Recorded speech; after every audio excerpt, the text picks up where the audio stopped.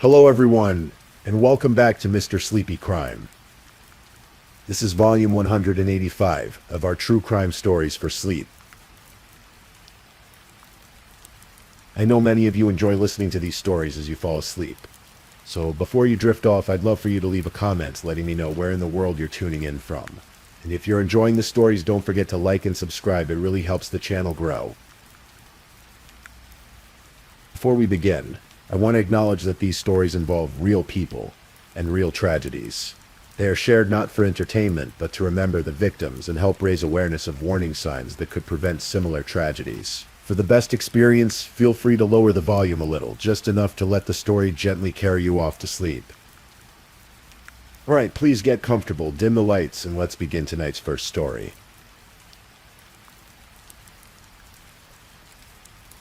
Tonight we're going to explore a story that unfolded in the working-class streets of Dundalk, Maryland.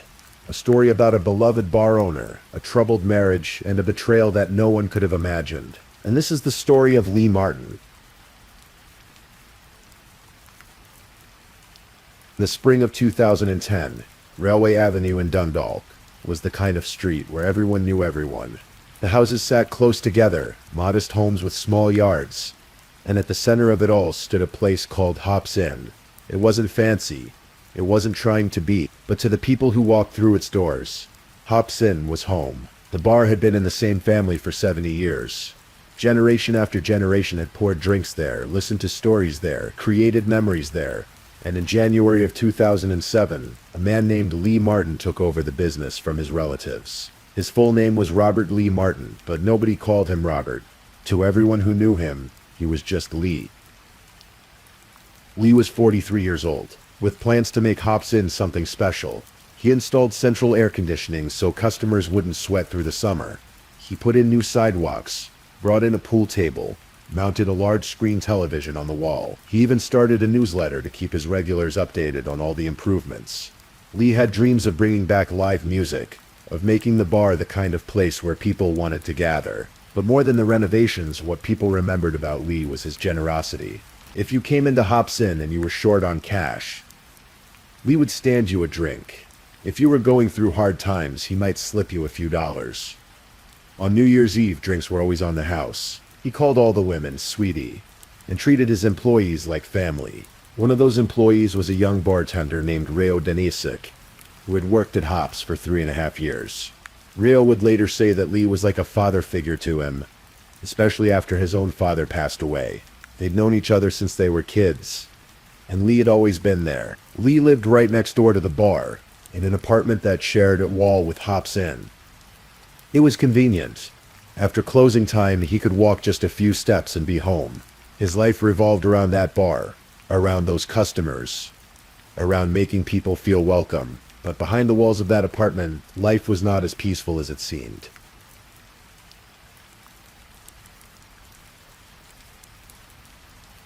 Lee had been married before. He had 2 sons with his first wife, Christine, though that marriage had ended in divorce. By all accounts, Lee remained a devoted father to his boys. But in his personal life, he was searching for companionship, for connection. He found it, or thought he did, with a woman named Jacqueline. Friends called her Jay. She was younger than Lee, with flame-red hair and a troubled spirit. Jacqueline had demons she wrestled with, demons that came in bottles and pills. She struggled with alcohol. She struggled with drugs. And as time went on, those struggles began to tear at the fabric of their marriage. They had been together for 9 years by the spring of 2010, but the relationship had frayed. Neighbors on Railway Avenue often heard them arguing. The fights would echo through the walls, sharp voices cutting through the night. Those who lived nearby learned to recognize the sound of conflict coming from the apartment next to Hop's Inn. In December of 2009, Jacqueline filed a domestic violence complaint against Lee. She accused him of abusing her, claimed she needed protection, and asked the court to safeguard not just herself, but also a man she described as her best friend, a 31-year-old named David Bailey. She told the court that Lee's bank account held $500,000, that he owned property worth at least $330,000. Lee countered with his own accusations. He said Jacqueline was having an affair with her drug dealer. He said she had a serious problem with substances. He even filed for an emergency evaluation of Jacqueline, asking the court to determine whether she was mentally competent. But then something strange happened. When the court date came for Jacqueline to argue for a permanent protective order, she didn't show up. The case was dismissed. She and her daughter had moved out to live on Waldman Avenue in Edgemere, but at some point before Lee's death, they moved back into the apartment next to Hop's Inn. Police documents would later describe Jacqueline as someone who had been stealing from her husband for quite some time. The money that Lee worked so hard to earn, the money he used to buy drinks for struggling customers and improve his bar, some of it was disappearing. Jacqueline had been banned from Hop's Inn because of her excessive drinking. This was Lee's place of business, his livelihood, and her behavior there had become unacceptable. But she was still living next door, still in his life, still bound to him by marriage vows that had long since lost their meaning. Behind closed doors, Jacqueline spoke of ways to be free of Lee. She mentioned pushing him down a flight of stairs. She fantasized about a life without him, a life where she could access his money, his property, his assets. And in her darkest thoughts, she began to formulate a plan. She turned to the one person she thought she could trust with such a terrible secret. Her brother.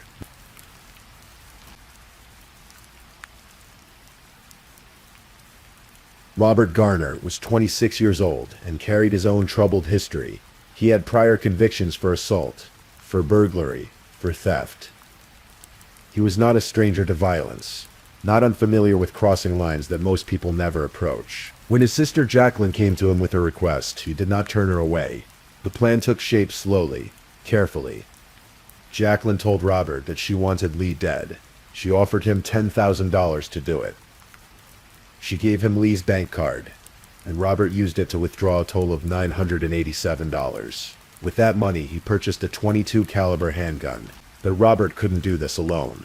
He needed help. He reached out to two young men, both just 19 years old. Their names were Brandon Roth and Sturm Davis. Robert told them he needed their assistance with something, promised them money for their trouble. He told Davis he'd pay him $300. He told Roth he'd get $300 as well, though in the end Roth would only receive $100. Davis and Roth didn't fully understand what they were getting into. Davis would later tell police he thought they were just going to rough someone up, maybe rob him. He didn't know it would end in murder. Roth's job was simple: drive the getaway car, just be the wheels. Don't ask questions. As the night of May 22nd approached, the pieces were in place. Robert had the gun. He had the helpers. And Jacqueline had the access to Lee's movements. His schedule, his vulnerabilities. All they had to do was wait. Saturday, May 22nd, 2010, started like any other night at Hop's Inn. The regulars came in, ordered their drinks, watched the game on the big screen. Lee moved behind the bar, chatting with customers, making sure everyone was having a good time. This was what he loved, what he was good at. The bar's surveillance cameras captured it all, the ordinary rhythms of a Saturday night in Dundalk. People laughing, people drinking, people being human together in a neighborhood bar. But while Lee worked, a car pulled up near Railway Avenue. Inside were Robert Garner, Sturm Davis, and Brandon Roth. Robert directed Roth to park on a nearby street. Then Robert and Davis got out of the car and walked through a break in a fence, making their way to the side of Hop's Inn, to the staircase that Lee had recently built as part of his renovations. They waited in the shadows. Robert pulled out his phone and called Jacqueline. He needed to be sure, he needed to know that she really wanted this, that she was certain. Jacqueline was in her apartment next door, on her house phone. The phone records would later show that in the minutes leading up to her husband's murder, she had several conversations with her brother. They talked while he hid between her residence and the bar, while he waited to do the unthinkable. Just before Lee was about to close for the night, Jacqueline called him at the bar. It was a timing call, making sure everything was coordinated. Then she called Robert back. The trap was set. At approximately 2:20 in the morning, Lee Martin locked the doors of Hop's Inn. It had been a good night, nothing unusual, nothing to worry about. He stepped out into the darkness of Railway Avenue, ready to walk the few steps to his home and call it a night. Robert Garner emerged from his hiding place. Davis was with him. Robert approached Lee, and his hand went to the gun tucked in his waistband. He demanded money. Lee appeared frightened, confused. This wasn't how things were supposed to be on his street, at his bar. He said he didn't have any money. Robert pulled out the gun. Lee, seeing the weapon, reached for his wallet, handed over what cash he had. Maybe he thought that would be enough. Maybe he thought they'd take it and leave. Robert started shooting. The bullets tore through Lee's head, his neck, his chest. The sound echoed down Railway Avenue, sharp cracks that shattered the quiet of the early morning. Lee fell to the ground in front of his home. The place he'd worked so hard to improve. The place where he'd shown so much kindness to so many people. Inside the Railway Inn, a bar a block away, someone heard the shots. 3 of them, distinct and unmistakable. They turned to others and said, "Something must have happened at Hops." Robert and Davis ran back through the break in the fence. Roth was waiting in the car, and he heard the gunshots from where he sat. 8 shots in total, though he couldn't have known the exact number in the chaos of the moment. The 3 of them sped away into the night. Witnesses called 911. At about 2:25 in the morning, a man had been shot in the head. 2 males had been seen running from the scene. When police and paramedics arrived, they found Lee Martin lying in front of his home. He had been shot not 8 times, but 9 times. He was still alive, barely clinging to consciousness. They rushed him to Bayview Medical Center, but the damage was too severe, the wounds too catastrophic. Lee Martin was pronounced dead. A helicopter flew over Dundalk that night, its spotlight sweeping across every street, searching for the killers. Neighbors looked out their windows, wondering what had happened, feeling fear creep into a community that had always felt safe. On Railway Avenue, the owner of Hops Inn was gone, and the mystery of who had killed him and why had only just begun.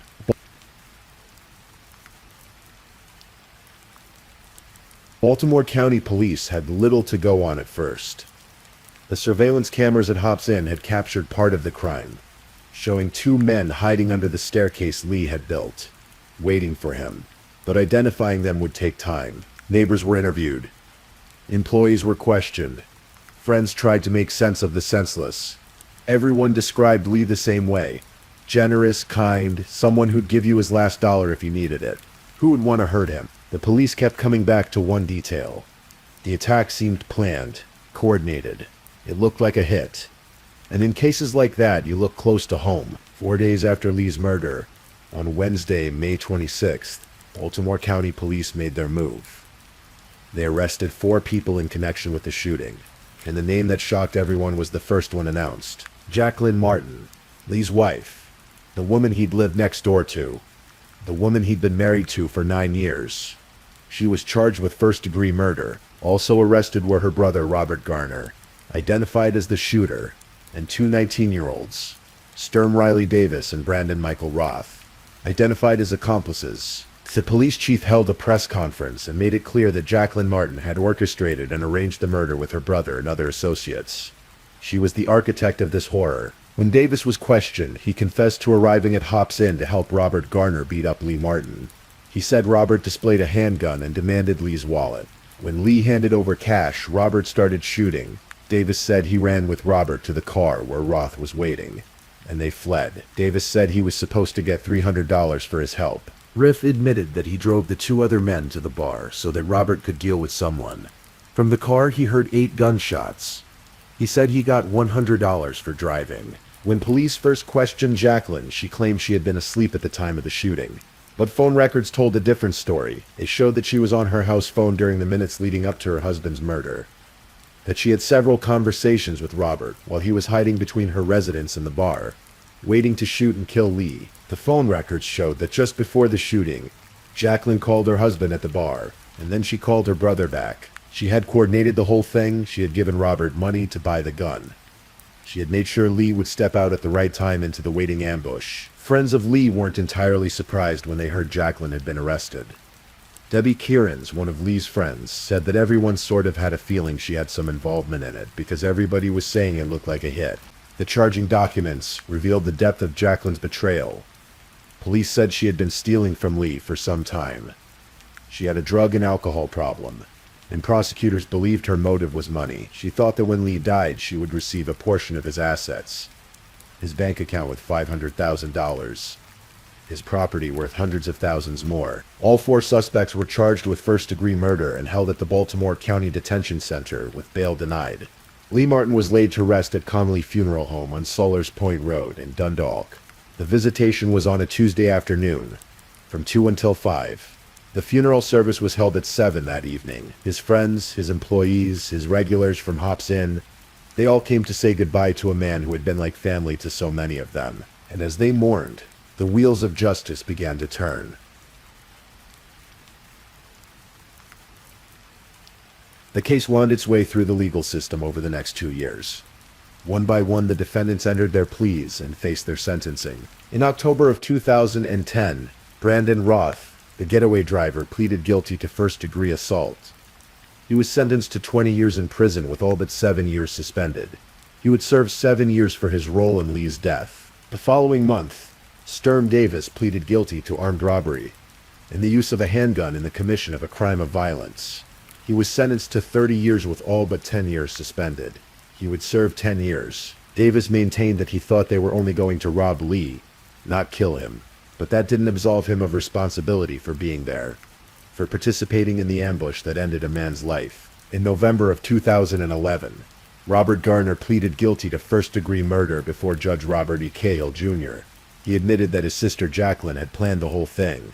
He admitted that she approached him, offered him money, gave him her husband's bank card to buy the gun. He admitted pulling the trigger 8 times, shooting his brother-in-law in the head, neck, and chest. In March of 2012, Robert Garner was sentenced to 60 years in prison.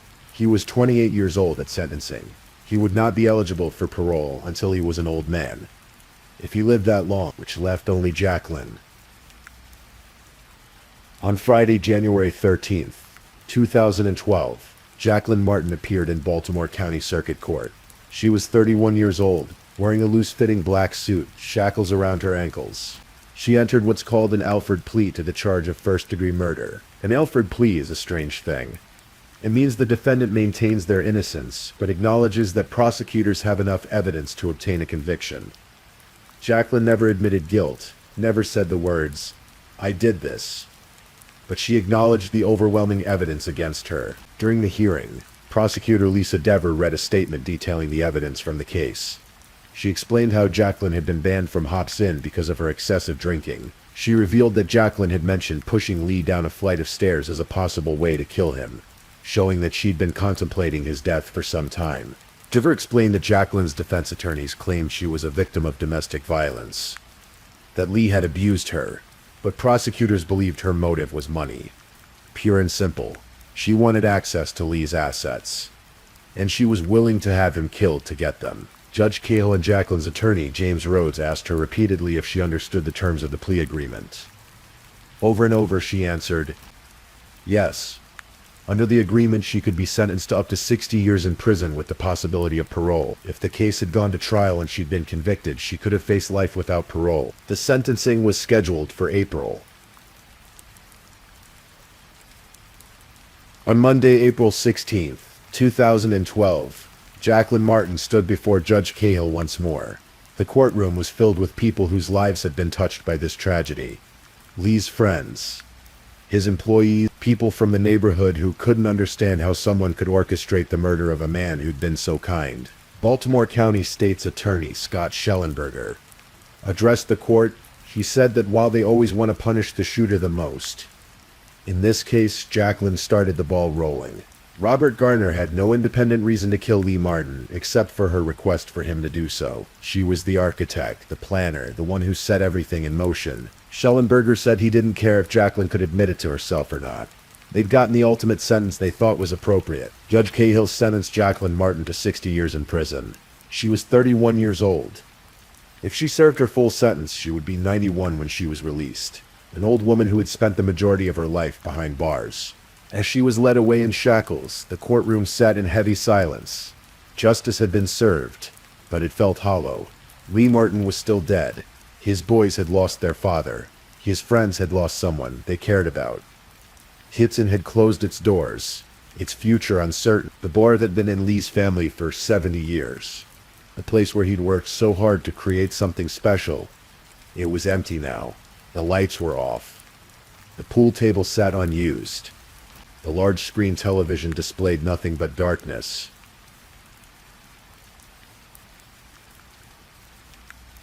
In the years that followed, people in Dundalk still talked about Lee Martin. They remembered his generosity, his warmth, the way he made everyone feel welcome. They remembered New Year's Eves when drinks were on the house. Remembered times when he'd lent them money or bought them around when they were short on cash. Rayo Daniak, the young bartender who'd looked up to Lee like a father, carried the loss with him. He spoke of Lee in interviews, his voice breaking, saying that any time he needed anything, Lee had taken care of him. Lee had been family since they were little kids. Others in the neighborhood would pass by the closed doors of Hop's Inn and feel a pang of sadness. That bar had been a gathering place, a piece of Dundalk's history, and now it was just a building with memories locked inside. The case bore an eerie similarity to another murder that had happened in Baltimore County just 2 months before Lee's death. In March of 2010, a man named William Porter was killed at a gas station he owned on East Joppa Road in Towson. His wife and 5 others were charged with his murder. The parallels were impossible to ignore. A business owner killed in what looked like a robbery. A wife who'd orchestrated the whole thing. Family members willing to pull the trigger. Police Chief James Johnson mentioned the similarities during the investigation, noting that technology had helped in both cases. Surveillance cameras, phone records, the digital trails we leave behind. They all helped piece together what had happened, but knowing what happened doesn't make it easier to accept. It doesn't bring Lee back. It doesn't undo the betrayal of a wife who looked at her husband and saw him not a partner but an obstacle. A source of money, something to be eliminated. Jacqueline Martin sits in prison today. By the time you hear this story, she's been there for many years.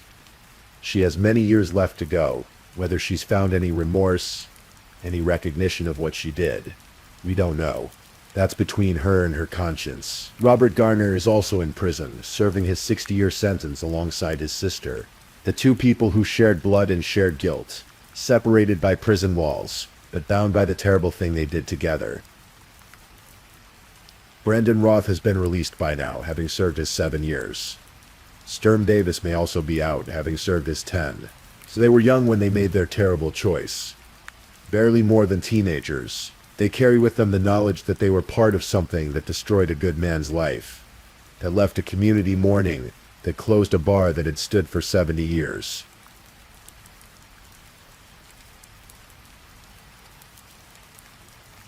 As you lie here in the darkness, listening to this story, perhaps you're thinking about the choices we make, the small decisions that ripple outward, touching lives we never intended to touch. The moment when someone chooses darkness over light, violence over peace, betrayal over loyalty. Lee Martin chose to be generous. He chose to help people. He chose to stand drinks for those who couldn't pay, to loan money to those in need, to make his bar a place of welcome. Those choices made him beloved. They also made him vulnerable. Jacqueline Martin chose differently. She chose addiction over sobriety. She chose theft over honesty. She chose murder over whatever other options might have been available to her. Those choices led to a courtroom, to shackles, to 6 decades behind bars. We all make choices. Some are small, barely noticeable. Some are enormous, life-altering, irreversible. And once we've made them, we have to live with the consequences. For better or for worse, on Railway Avenue in Dundalk, the houses still sit close together. The street still looks much the same. But where Hop's Inn once stood, where music played and friends gathered and a generous man worked hard to make something special, there's only absence now. The building remains, but the spirit is gone. The place where you could get a free drink on New Year's Eve, where you could borrow a few bucks if times were hard, where someone called you sweetie and treated you like family. That place exists only in memory now. Lee Martin deserved better. He deserved to live out his days improving his bar, serving his customers, being a father to his sons. He deserved loyalty from the woman he'd married, protection from the family he'd welcomed into his life. He deserved to grow old, to see his dreams for Hop's Inn come to fruition. Instead, he got betrayal. He got bullets in the darkness. He got a grave in Dundalk while those who killed him went to prison. Justice was served, as much as it can be, in cases like this. But justice doesn't resurrect the dead. It doesn't reopen the bar. It doesn't undo the trauma inflicted on everyone who loved Lee Martin. What it does is create a record, a statement that this was wrong. that there are consequences, that a life mattered, and its taking will be answered for. And so Jacqueline Martin sits in prison, day after day, year after year. The flame-red hair has likely gone gray by now. The woman who thought she could orchestrate a murder and walk away with money and freedom. She learned that some choices carry weights too heavy to ever put down. If this is your first time listening to one of our true crime stories, welcome to Mr. Sleepy Crime, where we explore these cases in a calm and respectful way. I also want to take a moment to appreciate my amazing subscribers who've been rocking with me. Thank you so much for your continued support. If you're still awake and listening, don't forget to drop a comment. Let me know where you're tuning in from and the current time in your corner of the world. Or just say something to let me know you're still here. And if you haven't already, be sure to like this video and subscribe so you don't miss our next true crime stories for sleep. Now let's move on to our second story.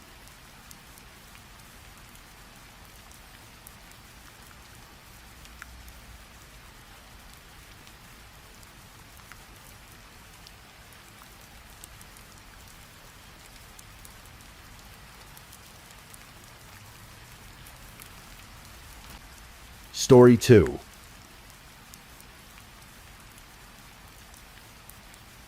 Tonight we're going to explore a story, one that happened on a quiet November morning in Indianapolis. It's a story about faith, about tragedy, and about the unpredictable nature of violence. Let your breathing slow. There's nowhere you need to be. Just listen. And this is the story of Amanda Blackburn. The morning of November 10th, 2015, began like so many others on Sunnyfield Court, a peaceful residential street on the northwest side of Indianapolis. The houses sat quiet in the pre-dawn darkness. Inside one of them, a young family was just beginning to stir. Amanda Grace Blackburn had always been a woman of deep conviction. Born on July 31st, 1987, in Muskin, Michigan, she grew up in a household where faith was the foundation of everything. Her parents, Phil and Robin Byers, raised Amanda alongside her siblings, James and Amber, in a home filled with warmth and Christian values. When Amanda was 8 years old, the family moved to Elkhart, Indiana, where her father served as pastor of the First Baptist Church. Amanda was the kind of child who seemed to glow from within. She was bright, dedicated, and deeply compassionate. She attended Elkhart Christian Academy, where she excelled academically and socially. Those who knew her remembered a girl who was always bringing people together, always seeking to lift others up. After graduating in 2006, she enrolled at Pensacola Christian College in Finnedy, where she earned her associate's degree in 2008. That same year, on August 1st, Amanda married Davy Blackburn. They had met during their college years, two young people united by their shared faith and their desire to serve others. Davy was training to become a pastor, and Amanda supported his calling wholeheartedly. Together they envisioned a life dedicated to ministry, to building communities, to helping people find purpose and hope. For several years the young couple lived in South Carolina, where Davy worked as an assistant pastor at New Spring Church. But they felt called to do more. In 2012, they made a bold decision. They packed up their belongings and moved to Indianapolis with a mission: to plant a new church from the ground up. Resonate Church began with just a small congregation, around 150 people, meeting in whatever space they could find. But under Davy and Amanda's leadership, it started to grow. Amanda threw herself into the work with characteristic passion. She wasn't content to simply attend services. She wanted to make a real difference in the community. She became deeply involved with Fordindy, an organization dedicated to helping those affected by poverty. She spent hours working with families, listening to their struggles, offering support and encouragement. Those who knew Amanda at Resonate Church remembered her warmth, her authenticity, her genuine care for others. She was all about people coming to know Jesus, one church member would later say. That's who she was as a person. You could see it in her family life, in her personal life, and in her church life. In 2014, Amanda and Davy welcomed their first child, a son they named Weston James Blackburn. Amanda embraced motherhood with the same devotion she brought to everything else in her life. She was a hands-on mother, patient and loving, determined to raise her son with the same values her parents had instilled in her. By the fall of 2015, the Blackburn family had even more reason to celebrate. Amanda was 12 weeks pregnant with their second child, a daughter they had already named Everett Grace, Evie for short. They had recently shared the news with their congregation, and the response had been joyful. Everything seemed to be falling into place for this young family. Their church was thriving, their marriage was strong, and their future looked bright. But on the morning of November 10th, everything would change.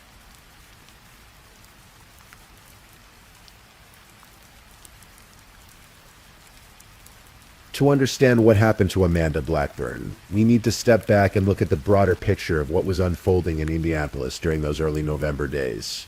Three young men, Larry Joe Taylor Jr., 18 years old, Jalen Watson, 21, and Deano Gordon, 24, had known each other for some time.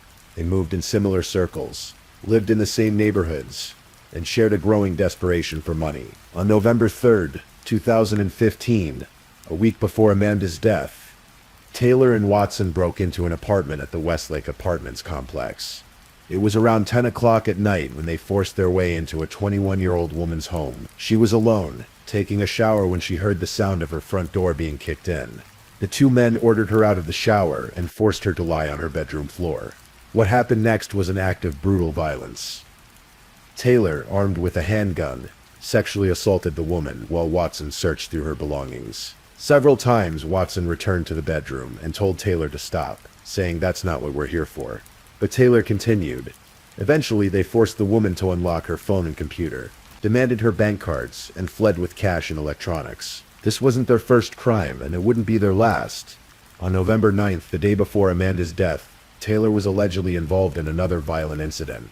Rolando Gonzalez Hernandez, a 27-year-old man, was found shot to death in a parking lot at the La Jolla apartment complex.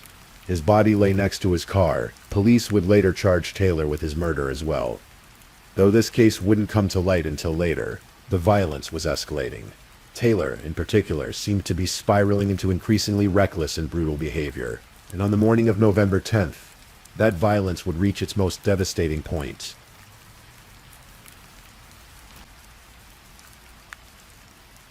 Darkness still covered Indianapolis when Davy Blackburn woke up at around 4:30 in the morning on November 10th.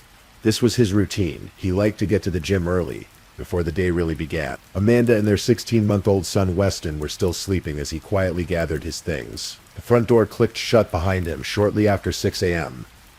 The neighborhood was silent. Most people were still in bed, their houses dark. Davy climbed into his car and drove away, heading to LA Fitness to work out. He had no idea that someone was watching. In the pre-dawn hours, Larry Taylor, Jalen Watson, and Deano Gordon were already out, prowling through the neighborhoods of northwest Indianapolis.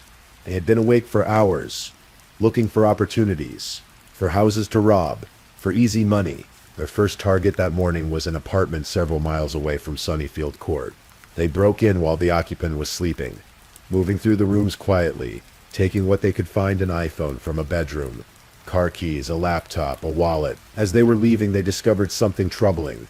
The house had a security camera, and it had recorded them. According to later testimony, Taylor's response was immediate and chilling.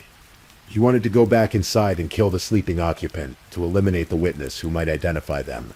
Watson and Gordon talked him down, convinced him to leave, but the suggestion itself revealed something dark about Taylor's state of mind. He was willing to kill to avoid getting caught. They moved on to a second house, loading their stolen items into a car they had previously taken. At this second location, they stole televisions and a laptop, carrying them out and piling them into the vehicle. By now, they had committed multiple burglaries. But they weren't satisfied. They wanted more. That's when they noticed Davy Blackburn leaving his house on Sunnyfield Court. The three men watched as Davy got into his car and drove away. The house looked quiet. The lights were off. It seemed like an easy target, possibly empty, and even if someone was home, they would be asleep and vulnerable. They made their decision. They would hit one more house.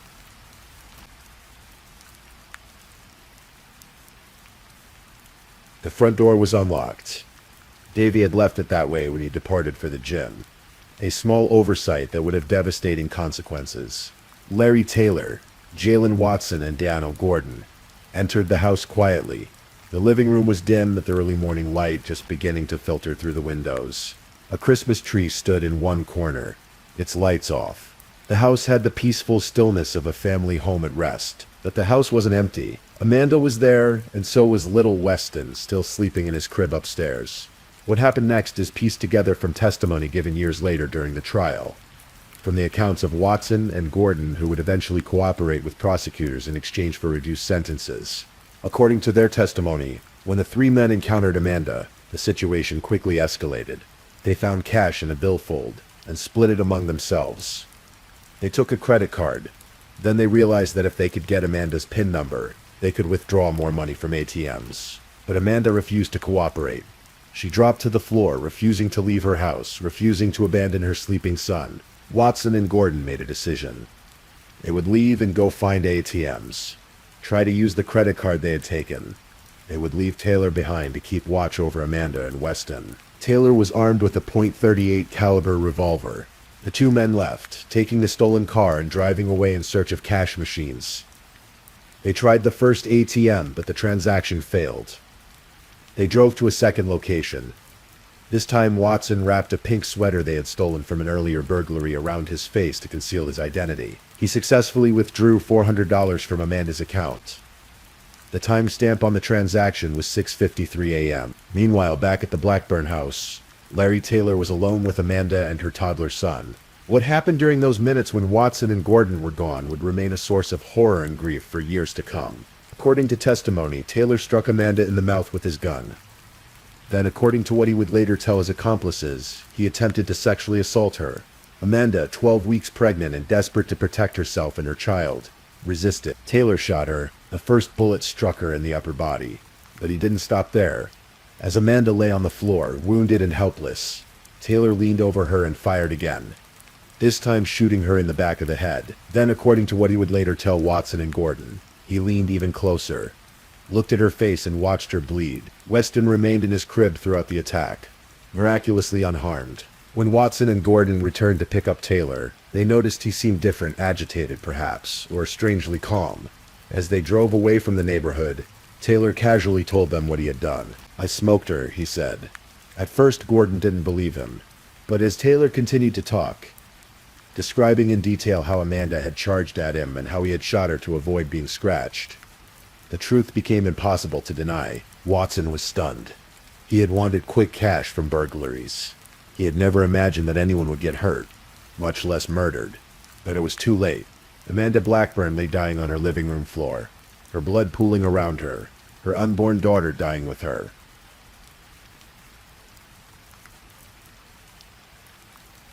Davy Blackburn finished his workout and left the gym around 7:30 that morning.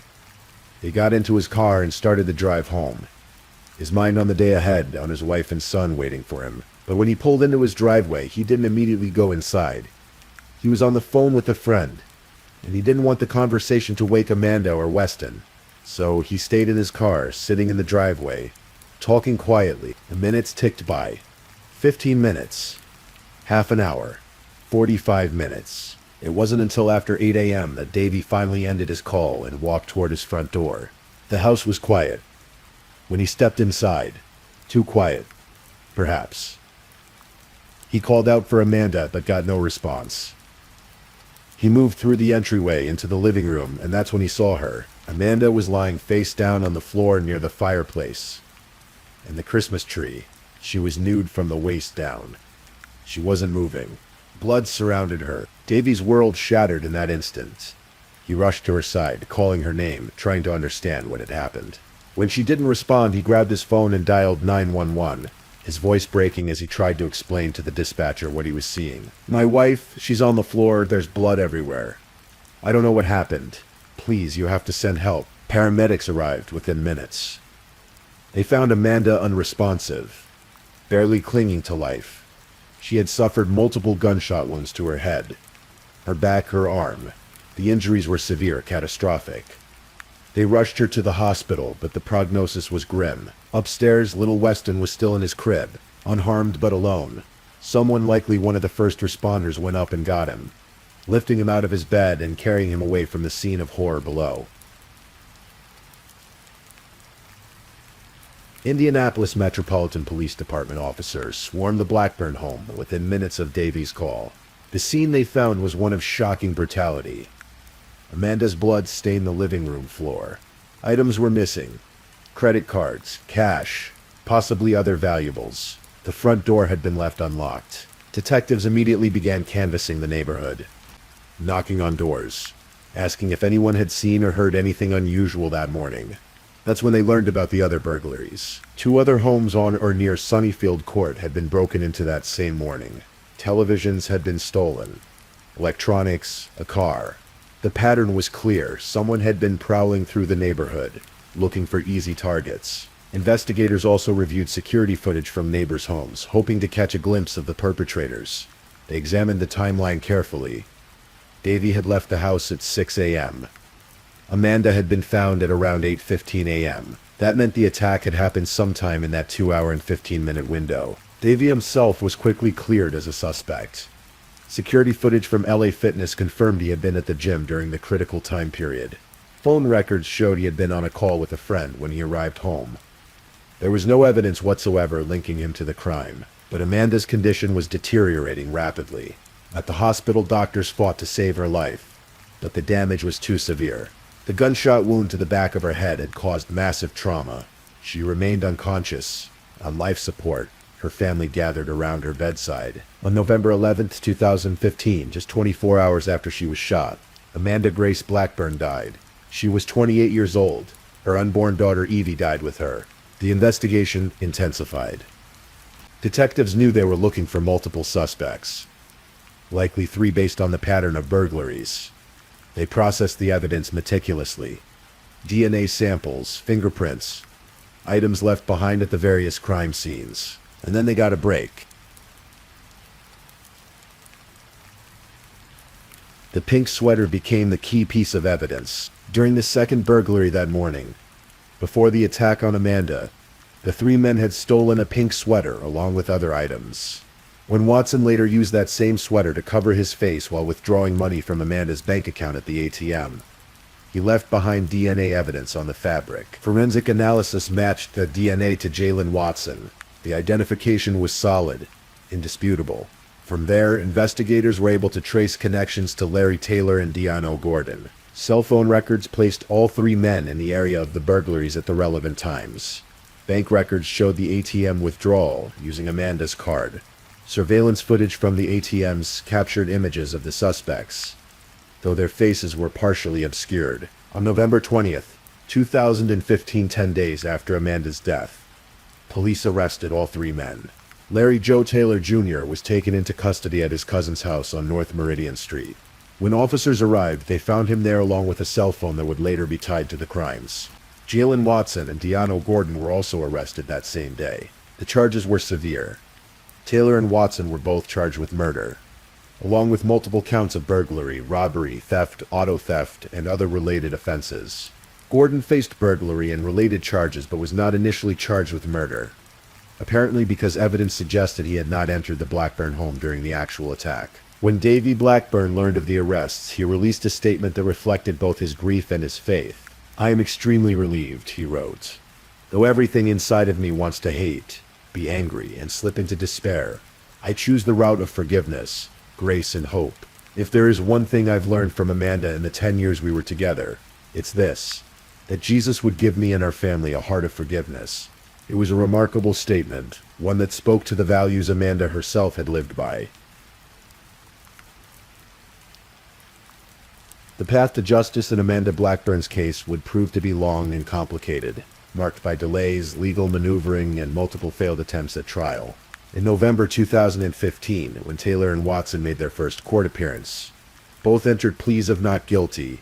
The Marion County Prosecutor's Office announced they would consider seeking the death penalty given the severity of the crimes and the aggravating factors: Amanda's pregnancy, the sexual assault, the brutality of the attack. But as the case moved forward, the 2 accomplices began to reconsider their positions. In October 2017, nearly 2 years after the murder, Jalen Watson made a decision. He agreed to plead guilty to 1 count of robbery and 2 counts of burglary in exchange for having his other charges, including murder, dismissed. The condition was clear: he had to cooperate fully with prosecutors in their case against Larry Taylor and Deano Gordon. He had to testify about what happened that morning. Watson's sentencing was delayed for years. Dependent on his cooperation and testimony, In 2018, Gianno Gordon reached a similar plea agreement. He pleaded guilty to 2 counts of burglary and robbery, resulting in serious bodily injury.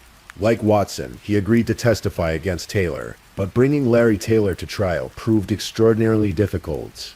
The first attempt at a trial ended in a mistrial when a juror revealed she had prior knowledge of the case and had lied during jury selection about her awareness of it. The trial had to be thrown out and rescheduled. The second attempt also ended in a mistrial, this time because a juror learned about Amanda's pregnancy information that had been kept from the jury because the judge feared it would prejudice them and make it impossible for Taylor to receive a fair trial. Then came the COVID-19 pandemic, which delayed court proceedings across the country for months and even years. There were also changes in attorneys, disputes over evidence, and countless legal motions filed by both sides. It wasn't until September 2022, nearly 7 years after Amanda's death, that Larry Taylor finally faced trial for her murder. By that point, the case had been changed from a jury trial to a bench trial, meaning a judge alone would hear the evidence and render a verdict. Judge Grant Hawkins would preside. The trial began on September 19, 2022, in a Marion County courtroom. The prosecution's case was built on a combination of physical evidence, testimony from Watson and Gordon, cell phone records, bank records, and DNA analysis. Jalen Watson took the stand first. He described the events of that morning in November 2015. The burglaries, the stolen car, the decision to target the Blackburn home. He testified that when they encountered Amanda inside the house, they found cash and took a credit card. He said that when Amanda refused to leave the house or cooperate, he and Gordon decided to leave and try to use the card at ATMs. He testified that Taylor stayed behind with Amanda and Weston. When Watson and Gordon returned after successfully withdrawing money from the second ATM, Taylor was waiting for them in the neighborhood. Watson testified that Taylor told them he had tried to have sex with Amanda, and when she refused, he shot her. "I was stunned," Watson told the court. "I just wanted quick cash. I would never want anyone to get hurt or even be in homes they burglarized. I would never commit a sexual crime." Gianno Gordon's testimony corroborated Watson's account. He testified that when they picked up Taylor, Taylor said, "I smoked her." Gordon said he initially didn't believe Taylor. But in a later conversation with a group of people, Taylor described in more detail how Amanda had charged at him and how he had shot her in the head. By that point, having seen news reports about the murder, Gordon knew Taylor was telling the truth. Both men admitted to initially lying to police about their involvement. Watson said Taylor had sent him a threatening text message telling him to keep his mouth shut or else. The defense argued that there was reasonable doubt about who had possession of the phones, about where calls were made from, about the reliability of the cooperating witnesses who had obvious reasons to minimize their own involvement, and blamed Taylor. But the physical evidence was damning. The DNA on the pink sweater, the ATM footage, the cell phone records, the testimony from 2 accomplices who had everything to lose by lying, since their own plea deals depended on truthful testimony. Davy Blackburn also took the stand. He described the morning of November 10th, his routine of going to the gym early, his phone conversation in the driveway, the horrifying moment when he walked inside and found his wife dying on the floor. "We lost everything and more," he told the court. Amanda's sister and father also gave statements describing the woman they had loved, the gaping hole her death had left in their lives. On September 22, 2022, Judge Grant Hawkins announced his verdict. Larry Joe Taylor Jr. was found guilty of murder. He was also found guilty of multiple counts of burglary, theft, criminal confinement, and carrying a handgun without a license.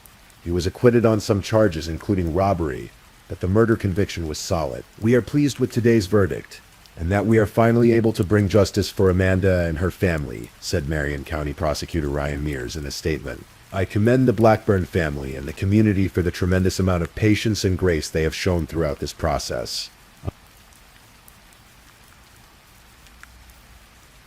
On October 14, 2022, Larry Taylor returned to court for sentencing. Before Judge Hawkins handed down the sentence, he heard from the victims, from Davy Blackburn, from Amanda's father and sister, and from the 2 other burglary victims whose homes had been invaded that same morning. Amanda's family spoke of their loss, of the woman she had been, of the future that had been stolen from them all. But remarkably, they also spoke of forgiveness. "Despite being angry, we offer you forgiveness," they told Taylor. "We encourage you to be more like Amanda was." Davy Blackburn called the crimes selfish and demonic, but he also emphasized the Christian principle of forgiveness that had been so central to Amanda's life. Judge Hawkins sentenced Larry Taylor to 86 years in the Indiana Department of Correction.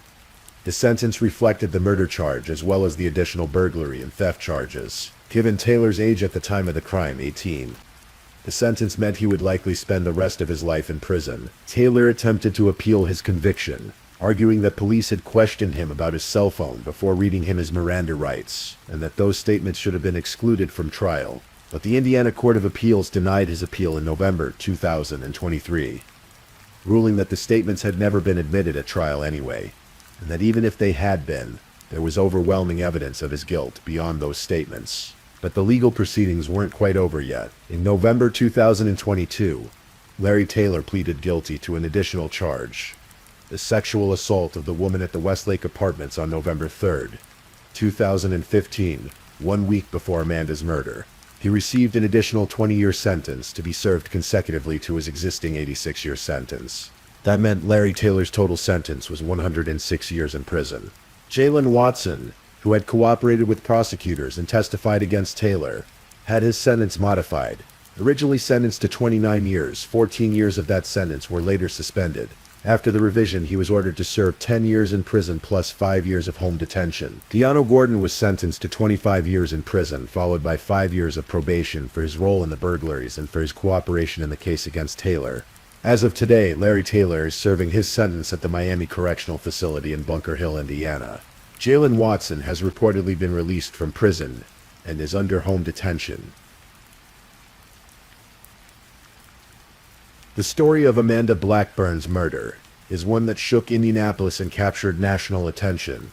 It was a story of randomness and cruelty, of a young mother murdered in her own home, of a family shattered by senseless violence. But it's also a story about faith, about forgiveness, about the choice to find meaning even in the darkest tragedy. In the days and weeks after Amanda's death, her memorial service drew more than 2,000 people. They came to honor a woman who had devoted her life to serving others, to helping people find hope and purpose. They came to grieve, to remember, and to celebrate the impact she had made in her 28 years of life. Davy Blackburn faced an unimaginable loss. He had lost not just his wife, but also his unborn daughter. He was left to raise his young son, Weston, alone, to navigate a future that looked nothing like what he had imagined. But he chose to honor Amanda's memory by continuing the work she had cared so deeply about. In the years after Amanda's death, Davy started a ministry focused on intercepting young people in inner-city Indianapolis before they could fall into lives of crime and violence. Kids like the ones who had killed his wife. It was an act of remarkable grace, an attempt to break the cycle of violence rather than simply condemn it. He later remarried a woman named Christy, who shared his faith and his commitment to serving others. Together they continued the work Amanda had started, seeking to help those who were hurting, to offer hope to those in despair. Amanda's family established the Amanda Byers Blackburn Legacy Fund through the Community Foundation of Elkhart County. The fund supports causes Amanda cared about, helping people connect, creating spaces for community, making meaningful transformations for those suffering from disabilities or facing difficult circumstances. There was even talk of developing a park in her memory, a place where children could play and parents could gather, a living testament to the light she had brought into the world. Amanda loved to bring people together to believe in Jesus, her father said. Therefore, if we invest in the kingdom, we can continue to make an impact in Amanda's name. The tragedy of Amanda Blackburn's murder raises uncomfortable questions. How do we make sense of such random violence? How do we reconcile the existence of evil with our beliefs about justice, about goodness, about the way the world should work? There are no easy answers to these questions. Amanda was a woman who dedicated her life to helping others, who embodied kindness and compassion, who was building a future for her family. She didn't deserve what happened to her. No one does. Larry Taylor was a young man, just 18 years old when he committed these crimes. But his youth doesn't excuse the choices he made, the violence he enacted, the lives he destroyed. He had agency, he had choice, and he chose cruelty. The justice system did its work, however imperfectly, however slowly. Taylor was convicted, sentenced, and removed from society. But even the longest prison sentence can't undo what was done. Amanda is still gone. Evie was never born. Weston grew up without his mother. Davy's life was forever altered. In the end, perhaps the only meaning to be found in this tragedy is the meaning we create from it. The choice to forgive rather than hate. The choice to build rather than destroy. The choice to honor a life by continuing the work that life represented. Amanda made it her mission to see as many people as possible come to know hope, to feel loved, to find purpose. Her family and friends have chosen to carry that mission forward, to ensure that her story doesn't end with violence, but continues through the lives she touched and the legacy she left behind. As you lie here tonight, warm and safe in your bed, think about the fragility of life. Think about the people you love, the moments you share, the ordinary days that string together to create a life. Amanda Blackburn lived 28 years. She was a daughter, a sister, a wife, a mother. She was a friend to many, a helper to those in need. She filled her days with purpose and meaning. She loved deeply and was deeply loved in return. Her story is a reminder that we never truly know how much time we have, that every morning we wake up is a gift, that the people we love deserve to know they are loved. It's also a reminder of the darkness that exists in the world, of the capacity for cruelty that some people carry within them. We cannot always protect ourselves or those we love from that darkness, but we can choose how we respond to it. We can choose to meet hatred with love, violence with peace, despair with hope. That was Amanda's way, and in their grief, her family and friends chose to honor that way. If you're still awake and listening, check whether you've left your little goodnight comment. I always check your comments before I sleep too. And if you haven't already, don't forget to like this video and subscribe so you don't miss our next true crime stories for sleep. Meanwhile, let's move on to our third story.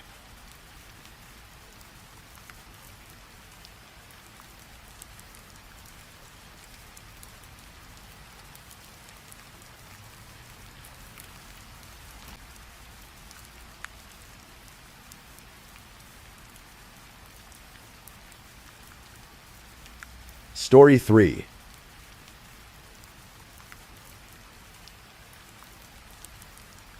Tonight, I want to tell you about a story from the heartland of America, from a small farming town, where everyone knew everyone, where life moved at the pace of the seasons, and where one family's tragedy would eventually reveal a truth that no one wanted to believe. And this is the story of Ryan Cooper.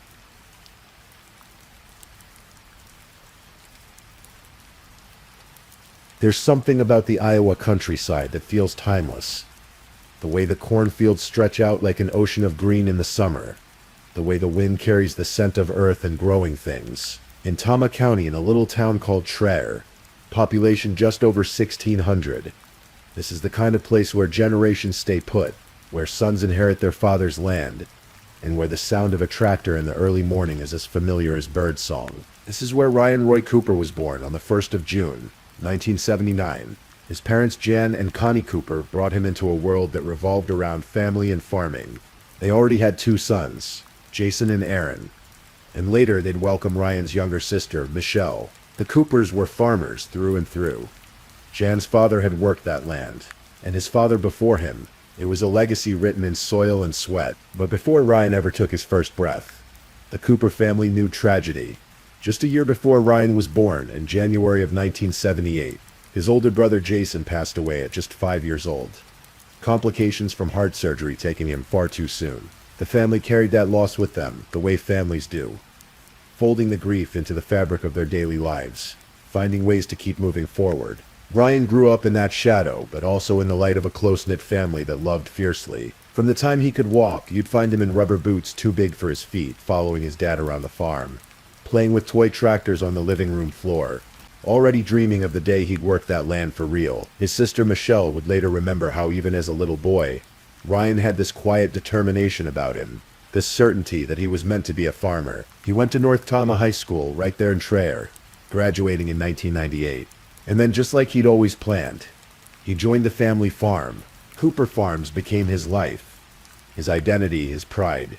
He worked as a cattle producer, a farmer, a truck driver, whatever needed doing. The work was hard. The hours were long, but Ryan never complained. He had this way about him, people said, quiet but dependable. The kind of guy who'd drop everything to help a neighbor. who'd show up when you needed him most. His mother, Connie, handled the administrative side of things, the paperwork and finances that kept the farm running smoothly. She was the backbone of the operation in her own way, devoted to her children and grandchildren, making sure everything held together. The Coopers were a team. Ryan fell in love young, got married, and had his first son, Cole Roy. But that marriage didn't last, and eventually Ryan found himself alone again, still working the farm, still living the only life he'd ever wanted. Then he met Karina Elpers. She worked part-time at a local salon, cutting hair and chatting with clients in that easy small-town way. She seemed nice enough, and before long they were married at Zion Lutheran Church in Dessart, making promises in front of family and friends. Together, Ryan and Karina had 3 more children, 2 sons, Cade and Cable Ryan, and a daughter, Cortland Yvan, 4 kids in all. Ryan was over the moon. He was the kind of dad who did bedtime stories even when he was bone-tired from a day in the fields, who cheered at every game, who made time. Being a father, people said, that's what Ryan lived for. More than the farm, more than anything, he lived for his kids. Life had its rhythms, the changing seasons, the planting and harvest, Friday night football games, trips to the Lake of the Ozarks with the kids for jet skiing and boat rides. Ryan was a fan of the Iowa State Cyclones, liked tossing back a Busch Light with his buddies, enjoyed snowmobiling in winter. He had this thing about keeping his equipment immaculate, customizing and accessorizing his tractors and trucks, making sure everything was spotless. Friends joked that you could always spot Ryan coming a mile away. Phone clipped to his hip, headset over his baseball cap, work boots dusty but laced tight. Then in May of 2020, the Coopers faced another devastating loss. Connie, the family matriarch, passed away at 70 years old. Ryan took it hard. Everyone did. She'd been such a central figure in their lives. And suddenly there was this hole that couldn't be filled. But Ryan kept going, kept working, kept showing up for his kids. That's what you did. You kept going. That fall in September of 2020, something shifted in Ryan's marriage. He removed Karina from the family business phone plan. It seems like a small thing, maybe, but in a marriage, these little decisions speak volumes. There was a growing distance between them, a distrust creeping in. Ryan had seen something on Karina's phone that bothered him. A notification from someone named Houston Danker, one of her salon clients. The message was inappropriate, referencing a married woman, mentioning that he'd seen her naked. When Ryan confronted Karina about it, she'd brushed it off, said it was nothing, that Houston had meant to send it to someone else. Ryan wanted to believe her, or maybe he just didn't want to deal with it. Either way, he let it go. But something had changed, and that something was the beginning of the end.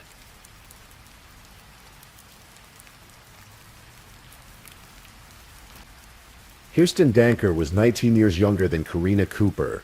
He was 27 when he started coming to her salon, and somewhere along the way their relationship became something more than stylist and client. They connected on Snapchat, that app where messages disappear, where conversations can be hidden, where secrets feel safer somehow. The messages started innocently enough, maybe, but they didn't stay that way. Karina and Houston began talking more and more, fantasizing about a life together, about getting married, about having children through IVF. They exchanged thousands of messages over the months. Karina told him she hated Ryan. She called her husband a sperm donor. She said she wished he would die, wished a semi-truck would hit him, anything to get him out of the picture. No survivors, she wrote. It's chilling to read those words now, knowing what happened. But at the time, maybe it felt like fantasy to her, like venting, like words that couldn't hurt anyone because they were just words, disappearing into the digital ether. Except they weren't just words. Because Houston was listening, and Houston was willing to help. According to later testimony, Karina and Houston's relationship became physical at least once, in February of 2021. Afterward, Karina said she felt guilty, said she ended the physical side of things. But the messages continued. The planning continued, because by then they'd moved from fantasy to something darker. They'd started talking about how to actually make it happen, how to kill Ryan Cooper and get away with it. Houston's Google search history would later reveal the depths of their planning. He searched for things like best ways to kill somebody with no way for anybody to find out who did it. and how to positively get away with murder and how to delete Snapchat data. He was researching. He was serious. And Karina, she had a motive beyond just wanting Ryan gone. Ryan had life insurance policies, more than $500,000 worth, and Karina was the sole beneficiary, $515,000 to be exact. Enough to start over, enough to build that fantasy life she'd been texting about with Houston. All that stood in the way was Ryan. The night of June 17th, 2021 was unremarkable. Ryan and Karina had been with family earlier in the evening, and they came home around 8 o'clock. The kids were put to bed. The house settled into that quiet that comes after a long day. Ryan was tired. He'd been working hard, the way he always did. And at some point he fell asleep in his recliner in the living room. It wasn't unusual. After a day on the farm, sometimes you just sink into the nearest chair, and that's where you stay. That night, while Ryan slept, Houston Danker's phone pinged cell towers near the Cooper home 3 times between 9:04 and 9:40 in the evening. His phone passed by that farmhouse like he was circling, waiting, planning. The authorities would piece this together later from phone records and cell tower data, creating a timeline that told a story Ryan would never get to defend himself against. Then in the early hours of June 18th, at 4:35 in the morning, a 911 call came in. It was Karina Cooper, and she was screaming. Someone was in the house, she said. She'd heard gunshots. She needed help. Aaron Cooper, Ryan's brother, lived just a mile down the road. Karina had called him first, before even calling 911, crying hysterical, begging him to come. Aaron called the emergency line and then rushed to his brother's house. What he found there would haunt him for the rest of his life. Ryan was in his recliner, blood everywhere, 2 gunshot wounds to the left side of his face. Both shots had been fired at close range. You could tell from the stippling, the little burn marks around the wounds where gunpowder had touched skin. And Karina, she was sitting on top of Ryan's body, covered in his blood, sobbing uncontrollably. The scene was chaos. Blood pooled on the floor, spattered on the walls. But here's the thing that struck the first responders right away. There was no sign of forced entry. None of the doors had been jimmied open. No windows broken. Nothing stolen. The 3 children, sleeping upstairs, were completely unharmed, hadn't heard a thing, and there was no gun. No weapon anywhere near Ryan's body. Just a single .22 caliber shell casing on the floor nearby. One casing, but Ryan had been shot twice. Where was the second one? Where was the gun? The deputies knew immediately that something was off about this scene. It didn't look like a burglary gone wrong. It looked targeted, intentional. And the only people who'd been in that house were Karina, the kids, and Ryan himself. They questioned Karina at the scene. She was distraught, barely coherent, but she gave them her story. He'd gone to bed normally, she said. Woke up to a loud noise. Thought she heard Ryan snore once. When he didn't answer her calling his name, she turned on the lights and found him like this. Shot, bleeding, dying, or already dead. She didn't know what happened. She didn't know who could have done this. When the Iowa State Medical Examiner performed the autopsy the next day, they confirmed what everyone already knew. 2 gunshot wounds to the head, both independently fatal. No alcohol or drugs in his system. Ryan Cooper had been 42 years old. He'd been murdered while he slept in his own home, and someone had gotten away with it. For almost 3 years, the case went nowhere.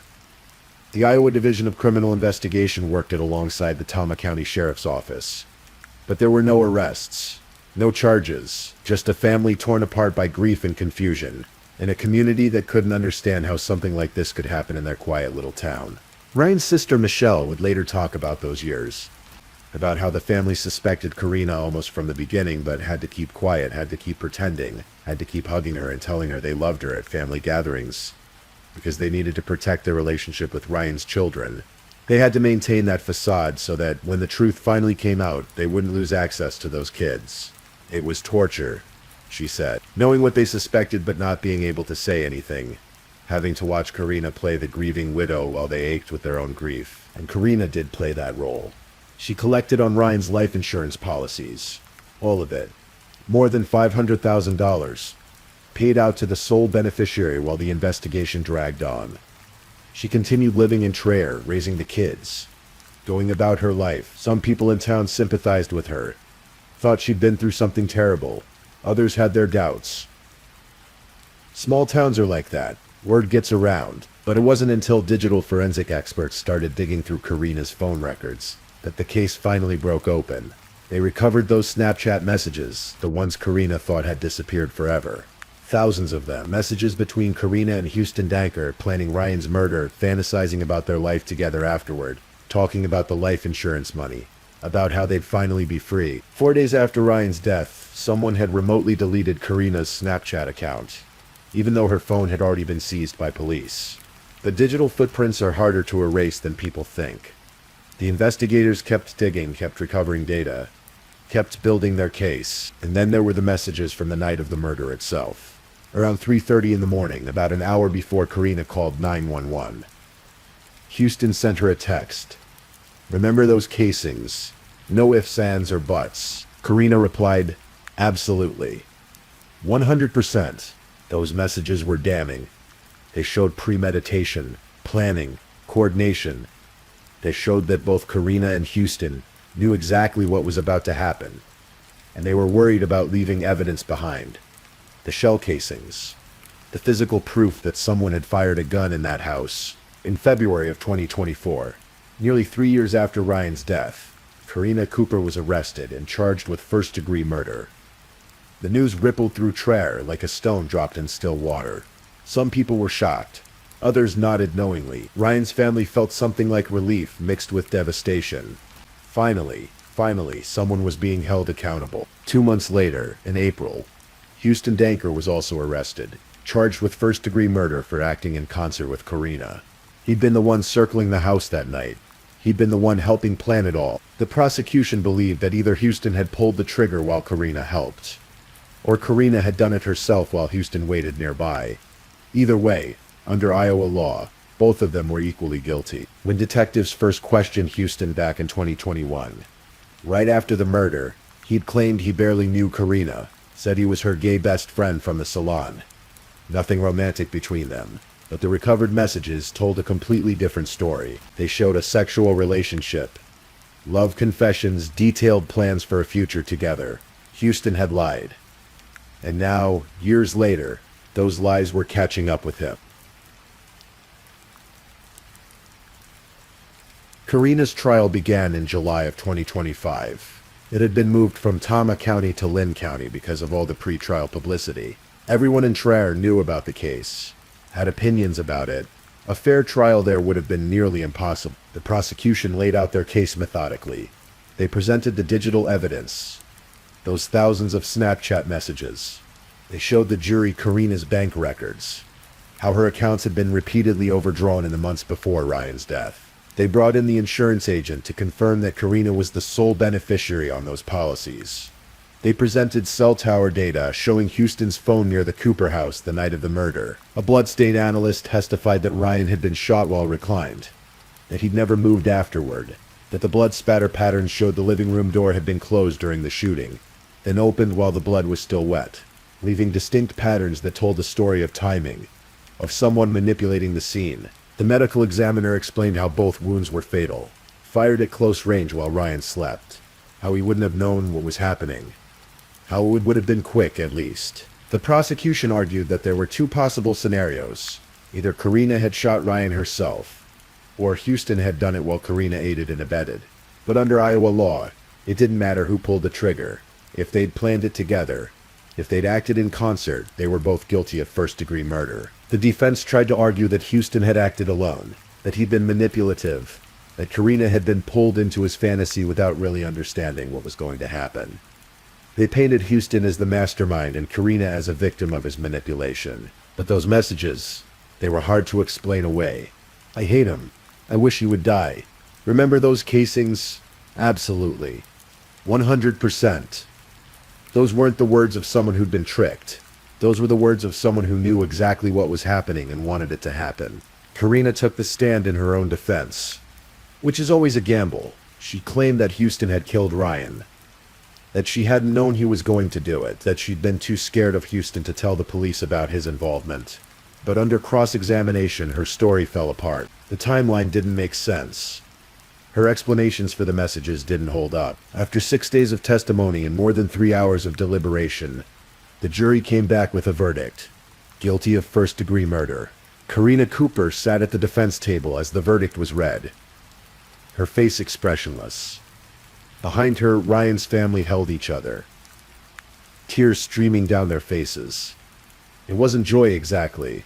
It was something more complicated than that. Relief, maybe. Validation. The knowledge that Ryan's death hadn't been in vain, that someone was finally being held accountable. In August, just before his own trial was set to begin, Houston Danker changed his plea to guilty. Maybe his lawyers had told him the evidence was overwhelming. Maybe he'd watched Karina's trial and knew he didn't stand a chance. Or maybe, after all that time, something in his conscience finally cracked. He admitted to the judge that he and Karina had been lovers, that they'd planned the murder together over 4 to 5 months, that he'd helped kill Ryan Cooper. The sentencing hearings came in September and October of 2025, more than 4 years after Ryan's death. For first-degree murder in Iowa, there's only one sentence: life in prison without the possibility of parole. But before the judge handed down that mandatory sentence, Ryan's family got to speak. Michelle Wilson, Ryan's sister, stood at the witness stand and looked directly at Karina.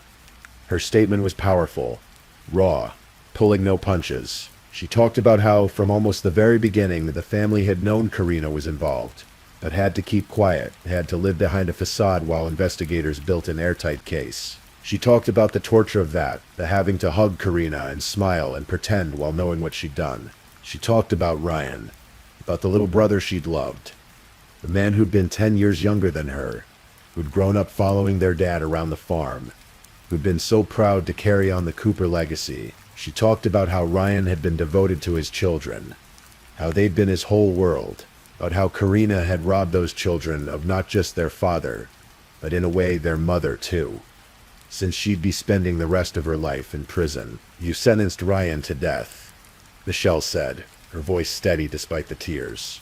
"And you sentenced the rest of us to life without Ryan. There is no justice. There will be no forgiveness. What I hope for now is simply closure." She ended her statement by looking Karina directly in the eye and saying, "Go to hell." Heather Cooper, Ryan's sister-in-law and Aaron's wife, also spoke. She talked about how Ryan's children now lived with her and Aaron, how they were raising them alongside their own kids, trying to give them all the love and support Ryan would have given them himself. But she acknowledged that she was no substitute for their father. No one could be. The judge, when he finally spoke, called Ryan's death a senseless crime. He told Karina that her actions had deprived her children of not only their father, but also their mother, that the ripples of what she'd done would spread through generations, affecting people who hadn't even been born yet. Karina Cooper was sentenced to life in prison without the possibility of parole. She's currently incarcerated at the Iowa Correctional Institution for Women in Mitchellville, where she'll remain for the rest of her natural life. She's 48 years old now. She'll never be free again. Houston Danker received the same sentence at his hearing in October. He didn't make a statement, didn't try to explain himself or apologize. What could he say? That he was sorry? That he wished he'd made different choices? Words like that feel hollow in the face of what he'd done. Michelle Wilson spoke at his sentencing too. She told Houston that he'd tried to steal Ryan's life, Ryan's children, Ryan's dream of a farming legacy, but that he could never be Ryan, that he'd failed at that just as thoroughly as he'd failed at getting away with murder. If she would have just remembered those casings, Michelle said with bitter irony, or if he would have known to make his Google searches private. So many mistakes they made. But those are the things you learn when you kill somebody.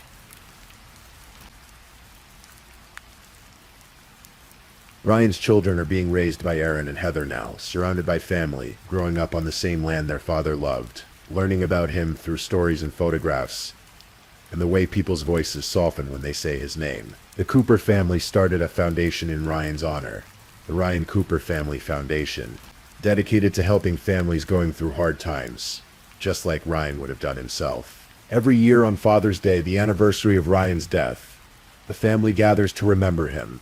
They talk about the good times, the jokes he used to make, the way he'd light up when his kids accomplished something, They're determined to make sure Ryan's children know who their father really was. Not just the victim in a crime story, but the man who loved farming and his kids and cold bush shakes, and snowmobiling and customizing his tractors until they shined.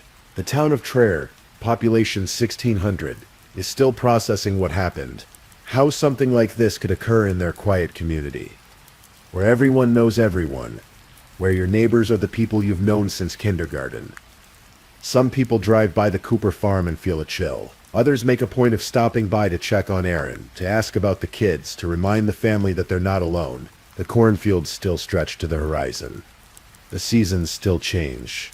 The farm still operates, though now it's Aaron running things, carrying on that legacy that started with his great-grandfather, working land that has Cooper blood and sweat and tears mixed into the soil. And somewhere in all of that, Ryan's memory persists.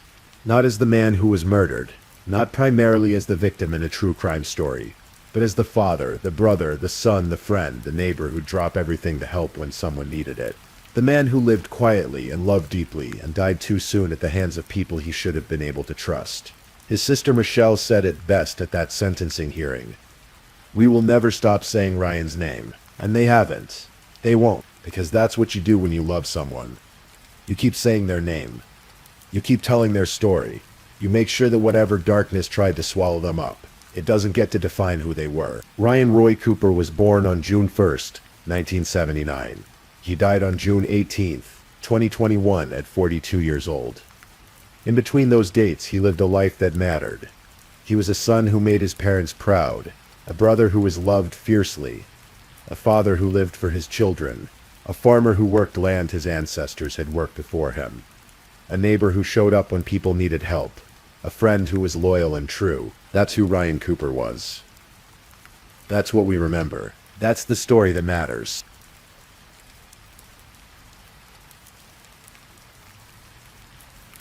Please, I'm just putting it out there. If you're still awake and listening, drop a comment. Let me know where you're tuning in from, the time in your part of the world, or just say something to let me know you're still with me. And of course, if you haven't already, like this video and subscribe so you don't miss the next true crime story for sleep. Now, let's move on to our fourth story.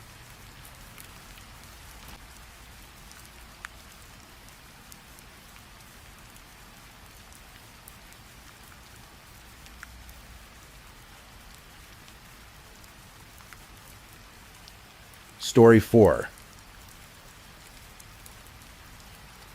Tonight we're going to explore a story that unfolded in the quiet neighborhoods of San Francisco. A tale of friendship twisted into something darker. Of choices made in moments that can never be taken back. This is a story that asks us to consider the fragile nature of trust, and the shadows that can exist behind even the most familiar faces. Take a deep breath, if you'd like, and let's begin. Our story centers on a young man named Alex Woodworth.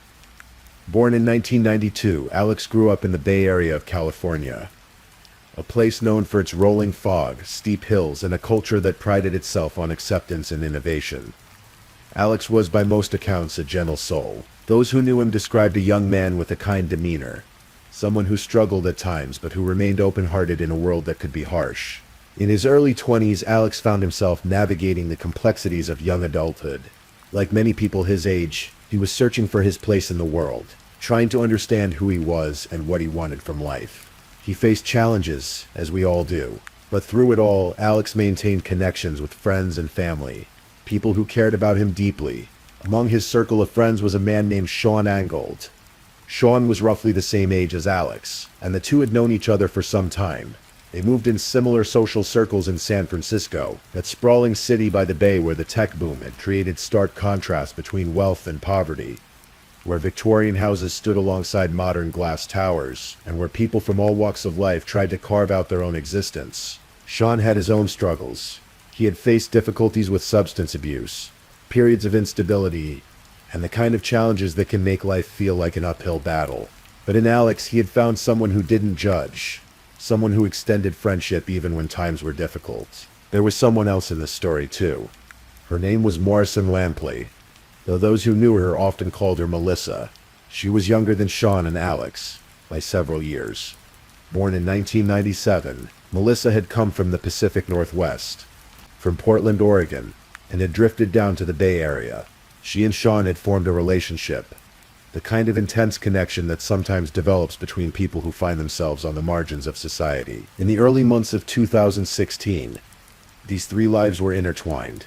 Alex, Sean, and Melissa spent time together in San Francisco's Haight-Ashbury neighborhood, that famous district once known as the heart of the counterculture movement in the 1960s. By 2016, the neighborhood had changed, become more gentrified, but it still attracted young people looking for community, for acceptance, for something they couldn't quite name.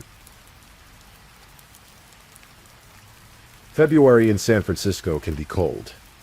The fog rolls in from the Pacific Ocean, wrapping the city in a damp chill that seeps into your bones. On the night of February 25, 2016, the city was quiet in the way cities can be when darkness falls, when the tourists have retreated to their hotels and the locals have settled into their evening routines. That night, Alex Woodworth, Sean Ingold, and Morrison Lampley were together.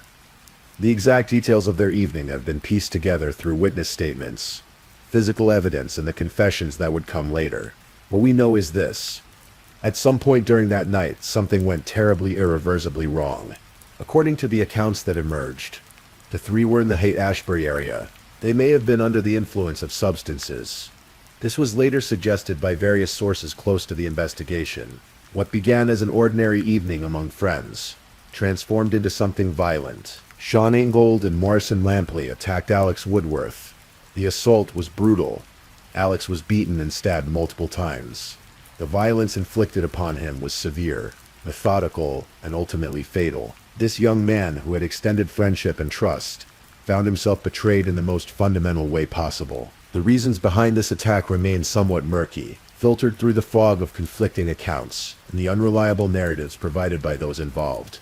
Some reports suggested that Sean and Melissa had become convinced, perhaps through paranoia or delusion enhanced by drug use, that Alex posed some kind of threat to them. Others hinted at a possible robbery motive. Still others suggested the attack may have had elements of a thrill-seeking, something darker and more disturbing than simple fear or greed.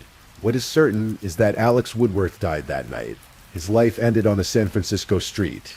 His body left behind as Sean and Melissa fled the scene. He was 23 years old.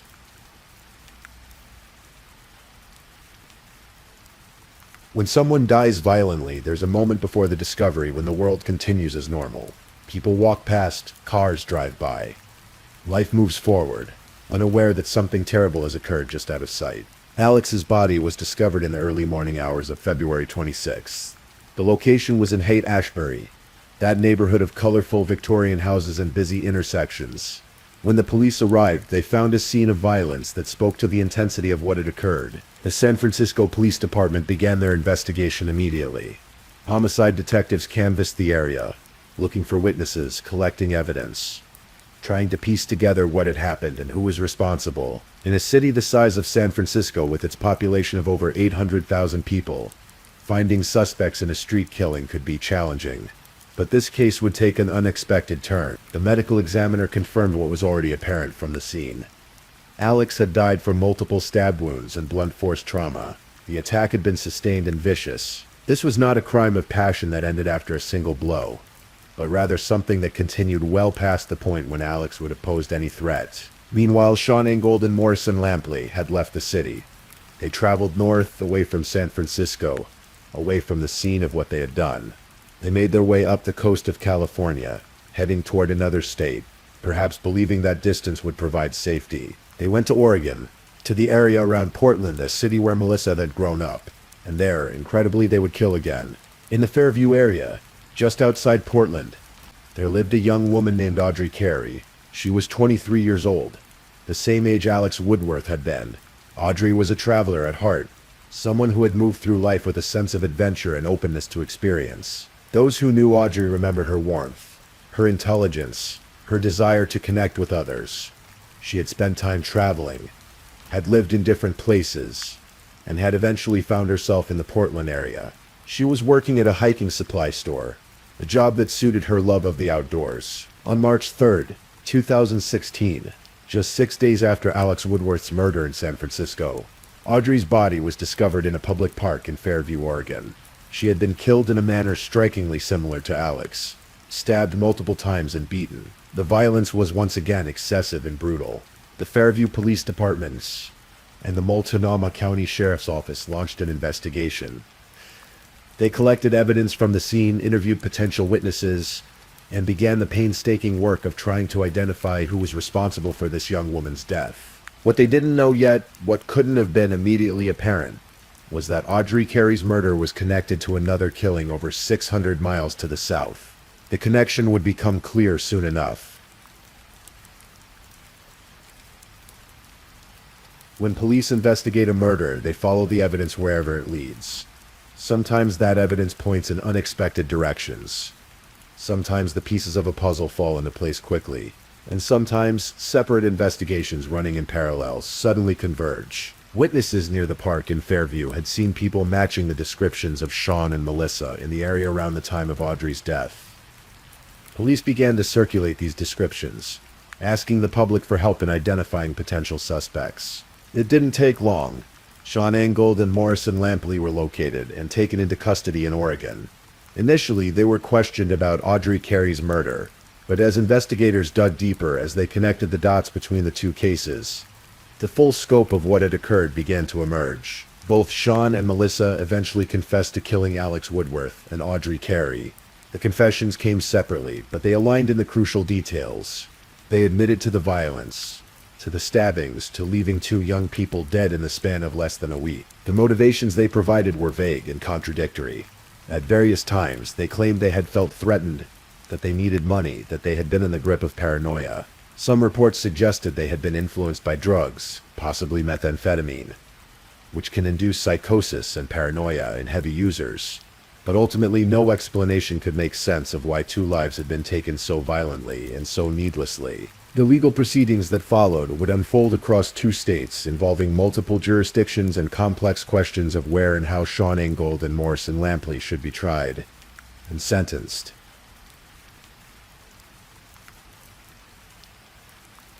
In the American legal system, when someone is accused of murder, they have the right to a trial, to present a defense, to have their case heard, but they also have the right to plead guilty, to accept responsibility for what they've done in exchange for a negotiated sentence. Sean Angold and Morrison Lampley both chose to plead guilty rather than go to trial. This meant that the families of Alex Woodworth and Audrey Carey would be spared the ordeal of a lengthy trial, of having to hear every detail of how their loved ones died. But it also meant that some questions might never be fully answered. In California, both defendants pleaded guilty to the murder of Alex Woodworth. The charges included first-degree murder, and the circumstances of the crime meant they faced significant prison time.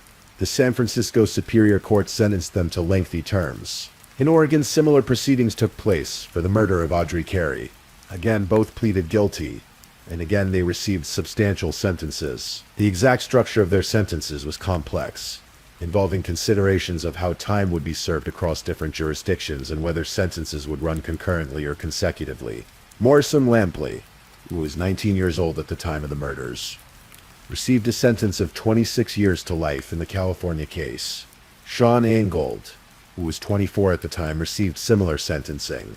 In Oregon, additional years were added for Audrey's murder. These sentences meant that both would spend decades in prison, likely the majority of their remaining lives.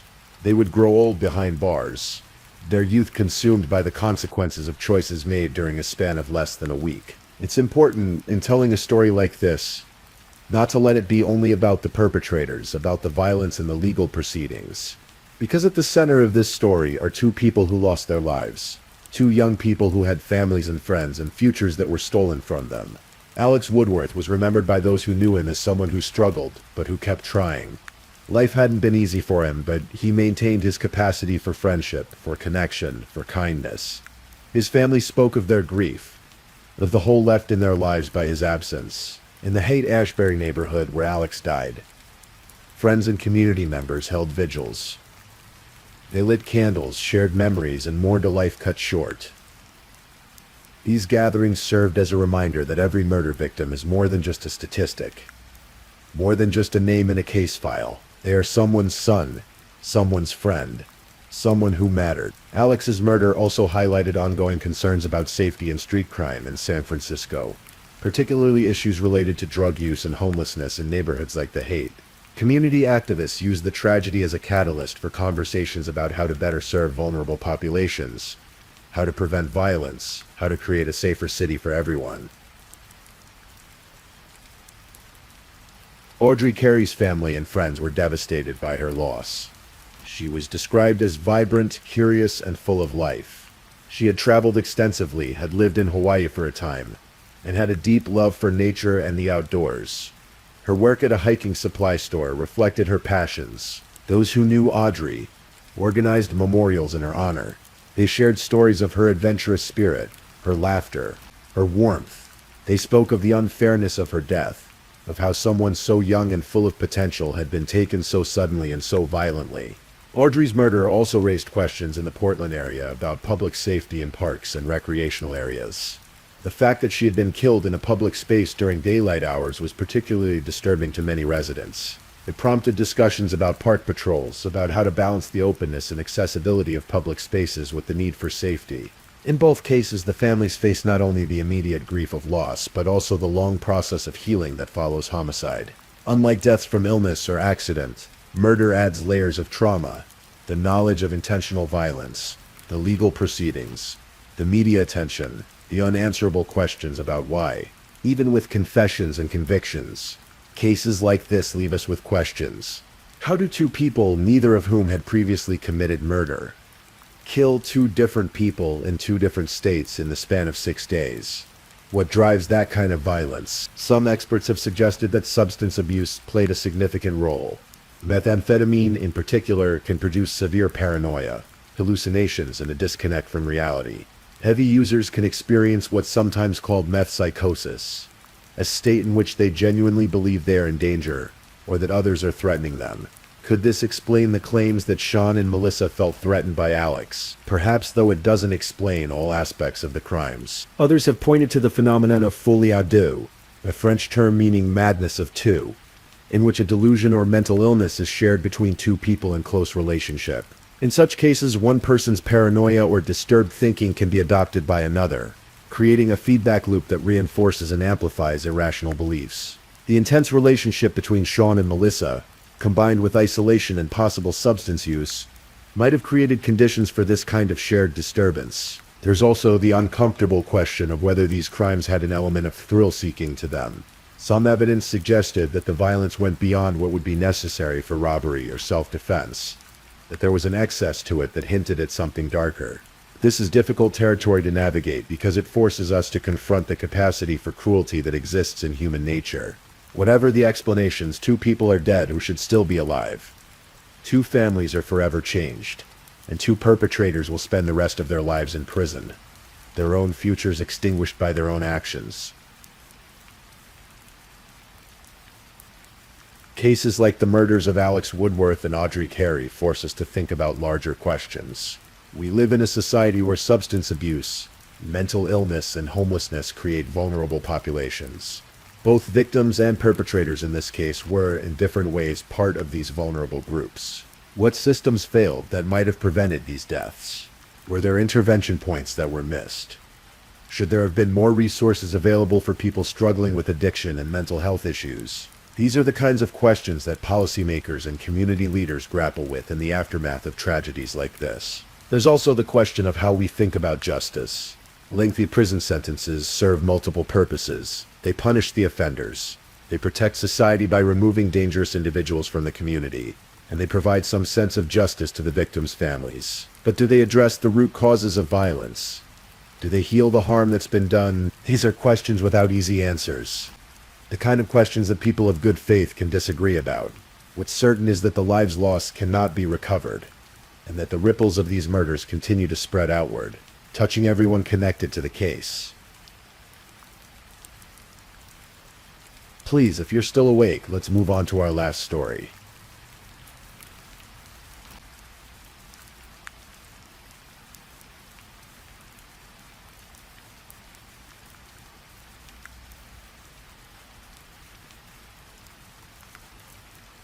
Story 5. Tonight, let me tell you a story. one that happened on the very first day of a brand new year, in a small California town where everyone knew everyone. It's a story about trust, about kindness turned tragic, and about how sometimes the people we think we know best can surprise us in the darkest ways. And this is the story of Valerie Zavala Wilson. There's something peaceful about Fillmore, California. It's one of those small towns tucked into Ventura County, surrounded by citrus groves and mountains, where the air smells like orange blossoms in the spring.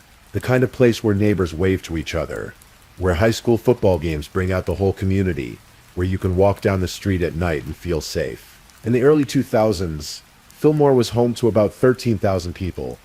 It was the kind of town where families put down roots for generations, where kids grew up knowing they'd probably see their kindergarten classmates at their high school graduation. And among those families were the Zavalas, who had moved to Fillmore so their children could grow up in exactly this kind of community. Valerie Diane Zavala Wilson was born on August 20th, 1983, in Santa Clara, California. She came into the world as the eldest daughter of Kevin and Michelle Zavala, joining what would eventually become a family of 4 children. Her parents called her their bundle of joy, and by all accounts, that's exactly what she was. Valerie had 2 younger sisters, Jessica and Kirsten, and a younger brother named Kevin. The family was close-knit, the kind where the kids actually wanted to spend time together, where movie nights and inside jokes were common. When the family moved to Fillmore, Valerie was still young enough that it became her hometown, the place that shaped who she would become, and who she became was someone special. Not just in the way that grieving parents always remember their children as special, but genuinely, measurably special, the kind of person who left an impression on everyone she met. At Fillmore High School, Valerie wasn't just another student. She excelled academically, earning good grades that reflected genuine intellectual curiosity rather than mere grade grubbing. She was a cheerleader, one of those bright, energetic presences on the sidelines, who seemed to embody school spirit itself. But she wasn't content to just cheer. She volunteered to compile statistics for the wrestling team, earning herself a sports letter in the process. Think about that for a moment. How many teenagers voluntarily take on extra work just to be helpful, just to be part of something? Her friends described her as bubbly, vibrant, outgoing, someone with a contagious laugh that could light up a room. Her father, Kevin Wilson, would later say that she was trusting, almost to a fault. When she felt a certain way about a decision, nothing would stop her. He remembered, she wasn't one to follow the crowd. Her mother, Michelle, had an even closer relationship with her eldest daughter. She was not only my daughter, she was my best friend. Michelle would tell reporters later, her voice breaking. On girls' night out, we watched Julia Roberts movies and ate Doritos and avocados. Can you picture it? A mother and daughter sitting together on a couch, the glow of the television illuminating their faces, sharing snacks and laughter. Those simple, perfect moments that make up a relationship. The kind of moments that, in hindsight, become almost unbearably precious. Valerie graduated from Fillmore High School with honors. She had dreams of becoming an elementary school teacher, of shaping young minds the way her own had been shaped by caring educators. She wanted to give back, to make a difference, and so she enrolled at San Jose State University, about 270 miles north of Fillmore, to pursue her degree in liberal arts. At San Jose State, Valerie joined the Alpha Kappa Delta Phi sorority. She wasn't just a member. She threw herself into it the way she threw herself into everything, becoming the fundraising chairwoman. Her sorority sisters nicknamed her Chug-a-Bug, one of those affectionate nicknames that only make sense to the people who knew her.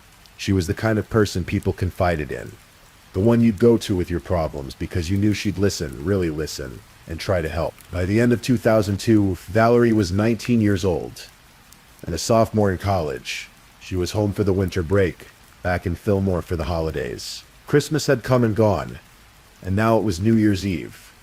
That strange in-between time when one year is ending, and another is about to begin.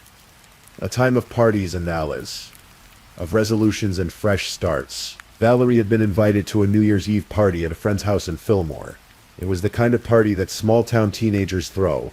Nothing too wild. Just friends gathering to ring in the new year together.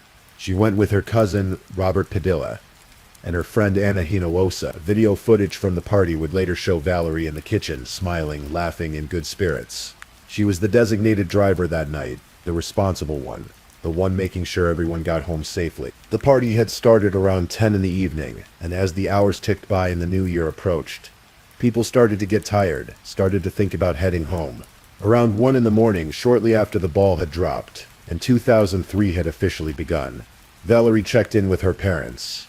She told them that Anna had been drinking, so she was going to drive Anna home in Anna's car. She also mentioned that she'd be giving a ride to someone else, a 17-year-old named Samuel Puebla. Samuel Puebla, everyone called him Sammy. He was a classmate of Valerie's younger sister, 2 years behind Valerie at Fillmore High School. He was a senior, a football player, popular among his peers. In fact, he'd recently been voted prom king, that quintessentially all-American high school honor that speaks to being well-liked, well-regarded. He was a straight-A student, the kind of kid that adults pointed to as an example of doing things right. On the surface, Sammy Puebla had everything going for him, but beneath that surface, things were darker than anyone knew. That night, after the party, Valerie got behind the wheel of Anna's black 2003 Toyota Corolla. Anna was in the car, and so was Sammy Puebla. The plan was simple: drop Anna off first, then drop Sammy off, and then Valerie was planning to visit an ex-boyfriend named Isaac Flores before heading home herself. Around 2 in the morning after dropping Anna off, Valerie and Sammy were alone in the car, driving through the quiet streets of Fillmore. Most of the town was asleep by then. The party's over, the celebration's winding down. It was dark, that particular darkness of a small town in the early morning hours, where streetlights are few and far between. What happened next would only be pieced together later, through physical evidence and changing stories and the kind of detective work that involves fitting together puzzle pieces that don't want to fit. At some point during that drive, Samuel Puebla made unwanted advances toward Valerie. The exact words spoken, the exact sequence of events. These details were lost in the darkness of that night, but what is known is that Valerie rejected him. She said no, and for Sammy Puebla, that rejection triggered something violent. He attacked her in the car. He put his hands around her throat and began to strangle her, to choke her until she lost consciousness. But he didn't squeeze hard enough or long enough. Valerie came to, and when she did, she realized the danger she was in. She managed to escape from the car. She ran. Think about that moment. The terror of waking up to find yourself in mortal danger. The adrenaline that must have flooded her system. The desperate need to get away, to survive, to make it to help, to make it home. She ran through the dark streets of Fillmore, this town where she'd grown up, where she'd walked 1,000 times in daylight, now transformed into a nightmare landscape. And Sammy Puebla chased her. He caught up with her in the parking lot of St. Francis of Assisi Church, the same church where her family attended services, where she'd been a regular presence her whole life. In that parking lot, he attacked her again. He struck her in the head with such force that her eardrum ruptured. Her earring flew off and landed on the pavement. He ripped off her clothing. He attempted to rape her. But she fought back. She fought with everything she had. The medical examiner would later find defensive wounds, evidence that Valerie Zavala Wilson did not go quietly into the dark. She struggled. She resisted. She fought for her life. But Samuel Puebla was stronger, and he was driven by something dark and inexplicable. He struck her repeatedly in the head, causing severe trauma, and then he put his hands around her throat again and strangled her, this time leaning his weight on her chest as he did so, making it impossible for her to breathe. Impossible for her to fight back, until finally her struggle ended. She died there, in that church parking lot, in the early hours of New Year's Day, 2003, the first day of a year that should have held so much promise for her. A year of college classes and sorority events, and dreams of teaching. A year that she would never see. After Valerie was dead, Samuel Puebla gathered up her clothing, her belongings, the physical evidence of what he'd done. He put her body in the car and drove to a remote area off South Mountain Road. Between the towns of Santa Pola and Fillmore, there was a drainage culvert there, a concrete pipe that carried rainwater.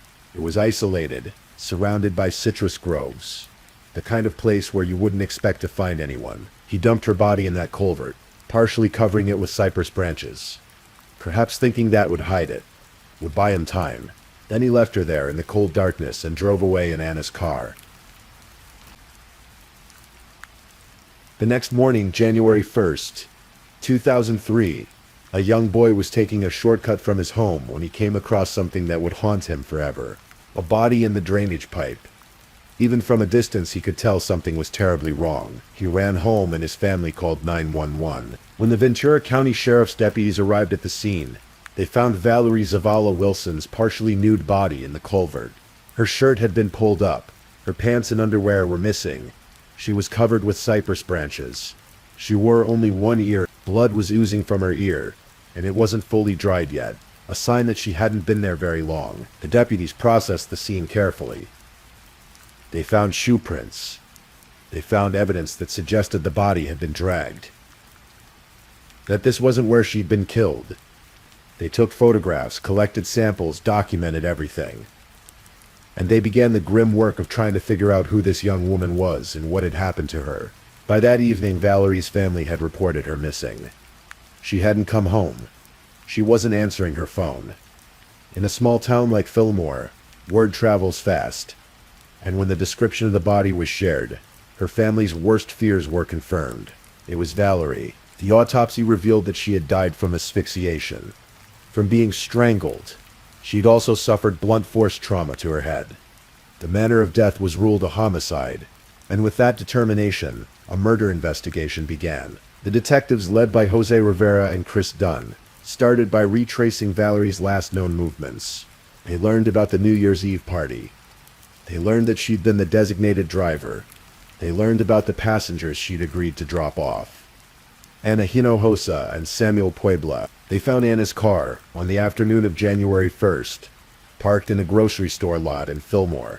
Inside, they found Valerie's purse, her blouse, her jacket. The car became a crime scene, carefully processed for evidence. The detectives interviewed Anna, who told them about the party, about how Valerie had been kind enough to drive her home since she'd been drinking. They asked about Samuel Puebla, and Anna confirmed that yes, he'd been in the car too. When the detectives reached out to Sammy Puebla, he agreed to talk to them. This was just hours after the body had been found, before it had even been publicly identified as Valerie. Deputy Tilkins went to Sammy's house to ask him some questions. Tilkins would later testify about that encounter. He said Sammy seemed nervous. His voice kept cracking, and he had a nosebleed which he was trying to stop with tissues. The deputy asked him about the last time he'd seen Valerie. Sammy said yes, he'd been at the party. Yes, Valerie had given him a ride home. He said they'd hugged briefly when she dropped him off, and that was the last time he saw her. The detectives also learned that Valerie had been planning to visit her ex-boyfriend Isaac Flores after dropping off her passengers. Isaac initially became a person of interest. The detectives interviewed him, asked him about his relationship with Valerie, about whether he'd seen her that night. Isaac told them that yes, they'd had plans to meet, but she never showed up. He'd been waiting for her, wondering where she was. And crucially, he had an alibi. There was no evidence linking him to the crime. The investigation seemed to stall. There were shoe prints at the scene, but no one to match them to. There was DNA evidence, but the labs took time to process. A week went by, and the case grew cold. But then, something interesting happened. A witness came forward. A couple who had been driving home from their own New Year's Eve party in the early morning hours of January 1st. Reported seeing something unusual. They'd seen a person standing next to a black sedan, Anna's black sedan, parked at a market in Fillmore. The person matched Sammy Puebla's description. Around the same time, one of the detectives who'd been on vacation returned to duty. His name was Detective Ieb, and when he was briefed on the case, something clicked in his mind. He remembered Samuel Puebla. Not from this case, but from a previous one. Just a few weeks earlier, in December, there had been a burglary. Samuel Puebla had been involved in it. During the investigation of that burglary, Puebla had told detectives that he'd dumped items he didn't want in a dumpster at St. Francis of Assisi Church, the same church where Valerie's family worshipped. The same church, it would turn out, where Valerie had been killed. Detective Ayub had a theory. Criminals, he knew, tend to stick to patterns. They do what's worked for them in the past, what feels comfortable and familiar. If Puebla had used that church dumpster to dispose of evidence once, might he have done it again? On January 7th, Exactly 1 week after Valerie's body had been found, detectives obtained a warrant and headed to St. Francis of Assisi Church. They'd received another piece of tragic timing. Valerie's rosary service had been held at that church just hours before. The family and friends who'd gathered to mourn her had no idea that they were standing mere feet from where she'd been murdered, where crucial evidence still lay waiting to be discovered, in the church parking lot and in the dumpster. Detectives found a horrifying collection of items. There were cypress clippings, matching the branches that had been used to cover Valerie's body. There was a pair of women's underwear. There was an earring that looked just like the one Valerie had still been wearing when her body was found. And there were shoe prints in the dirt, clear impressions left behind. DNA testing would confirm what the detectives suspected. The underwear and earring belonged to Valerie Zavala Wilson. The shoe prints matched a pair of sneakers owned by Samuel Puebla, and when the DNA results came back from Valerie's body, they revealed something else. There was saliva on her chest. Male saliva, and it matched Samuel Puebla's DNA profile. With this evidence in hand, detectives obtained a warrant to search Puebla's home and to collect a DNA sample from him directly. On January 7th, they arrived at his house. What they found in Samuel Puebla's bedroom was deeply disturbing. Hidden away, they discovered stashes of women's underwear and cell phones. The underwear had been stolen from women in the neighborhood. They were trophies, keepsakes, evidence of a pattern of behavior that had gone unnoticed. Samuel Puebla, the straight-A student, the prom king, the football player, had been secretly violating the privacy and safety of women around him for who knows how long. When the detectives interviewed Sammy again, they confronted him with the evidence. They told him about the DNA, about the possibility that his genetic material had been found on Valerie's body. At this point, Sammy changed his story. First, he'd said they'd just hugged. Now he claimed that he and Valerie had been kissing, that they'd been planning to engage in consensual sexual activity. But the evidence told a different story. The detectives asked Sammy if he was cold. He said yes, so Detective Ayub went to his closet and found a jacket. A specific jacket that matched the description witnesses had given of what Sammy had been wearing at the party. The jacket was seized as evidence. Lab analysis would prove that Valerie's blood was on that jacket. Her blood, physical proof that Samuel Puebla had been there when she died, that he'd been close enough to her bleeding body to get her blood on his clothing. The arrest of Samuel Puebla sent shockwaves through Fillmore. This was the prom king. This was a kid who seemed to have it all together. How could he have done something so monstrous? His family and friends couldn't believe it. They said there must be some mistake, that Sammy was a good kid, that this couldn't be true, but the evidence was overwhelming. The DNA, the blood, the shoe prints, the pattern of theft and violation that had been hidden in his bedroom, and most damning of all, his constantly changing story, each version shifting to try to account for whatever new evidence the detectives presented. Samuel Puebla was arrested and charged with first-degree murder, attempted rape, and the special circumstance of felony murder committed during the course of an attempted sexual assault.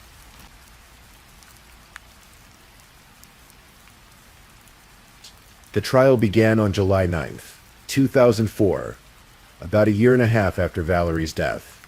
The prosecution, led by Deputy District Attorney Maeve Fox, laid out their case methodically. They argued that Samuel Puebla had made unwanted sexual advances toward Valerie during that drive home.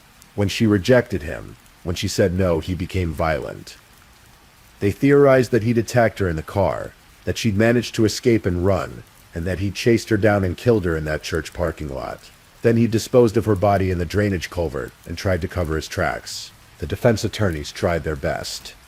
They suggested that maybe someone else had killed Valerie, some unknown stranger. They pointed to a witness who'd reported seeing a man near where the body was found, someone who didn't match Puebla's description. They tried to create reasonable doubt, but the physical evidence was insurmountable. Valerie's blood on Puebla's jacket, his saliva on her body, his shoe prints at the scene, his items in the church dumpster, his stolen trophies hidden in his bedroom, and his ever-changing story, each version more desperate than the last.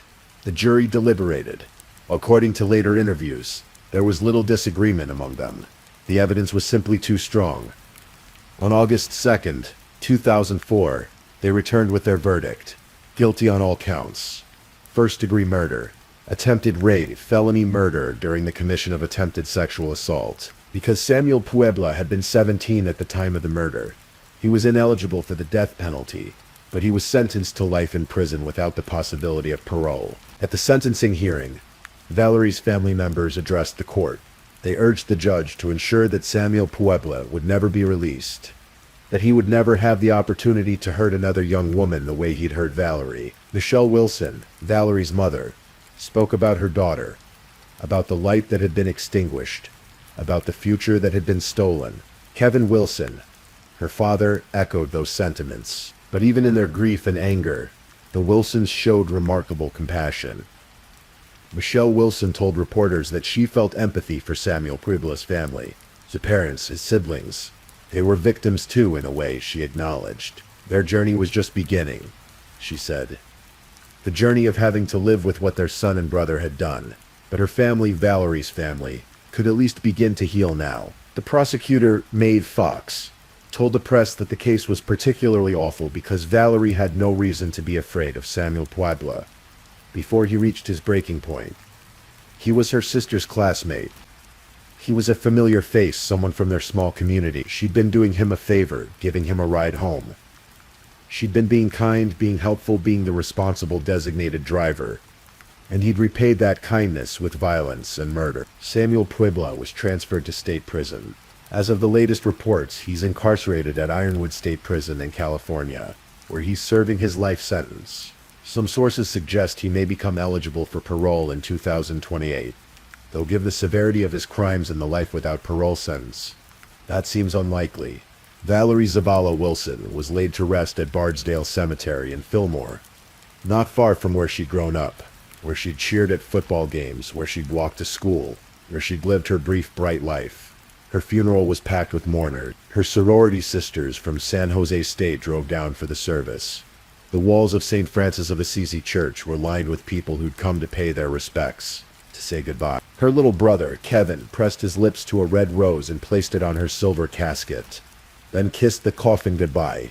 Michelle Wilson released a dove at the burial, a symbol of peace, of Valerie's spirit ascending. The principal at Fillmore High School made grief counselors available for students, especially for Valerie's younger sisters who still attended the school. On the San Jose State campus, their sorority held a candlelight vigil. The sorority's website was flooded with messages from all over the country, from people who'd known Valerie or who'd simply been moved by her story.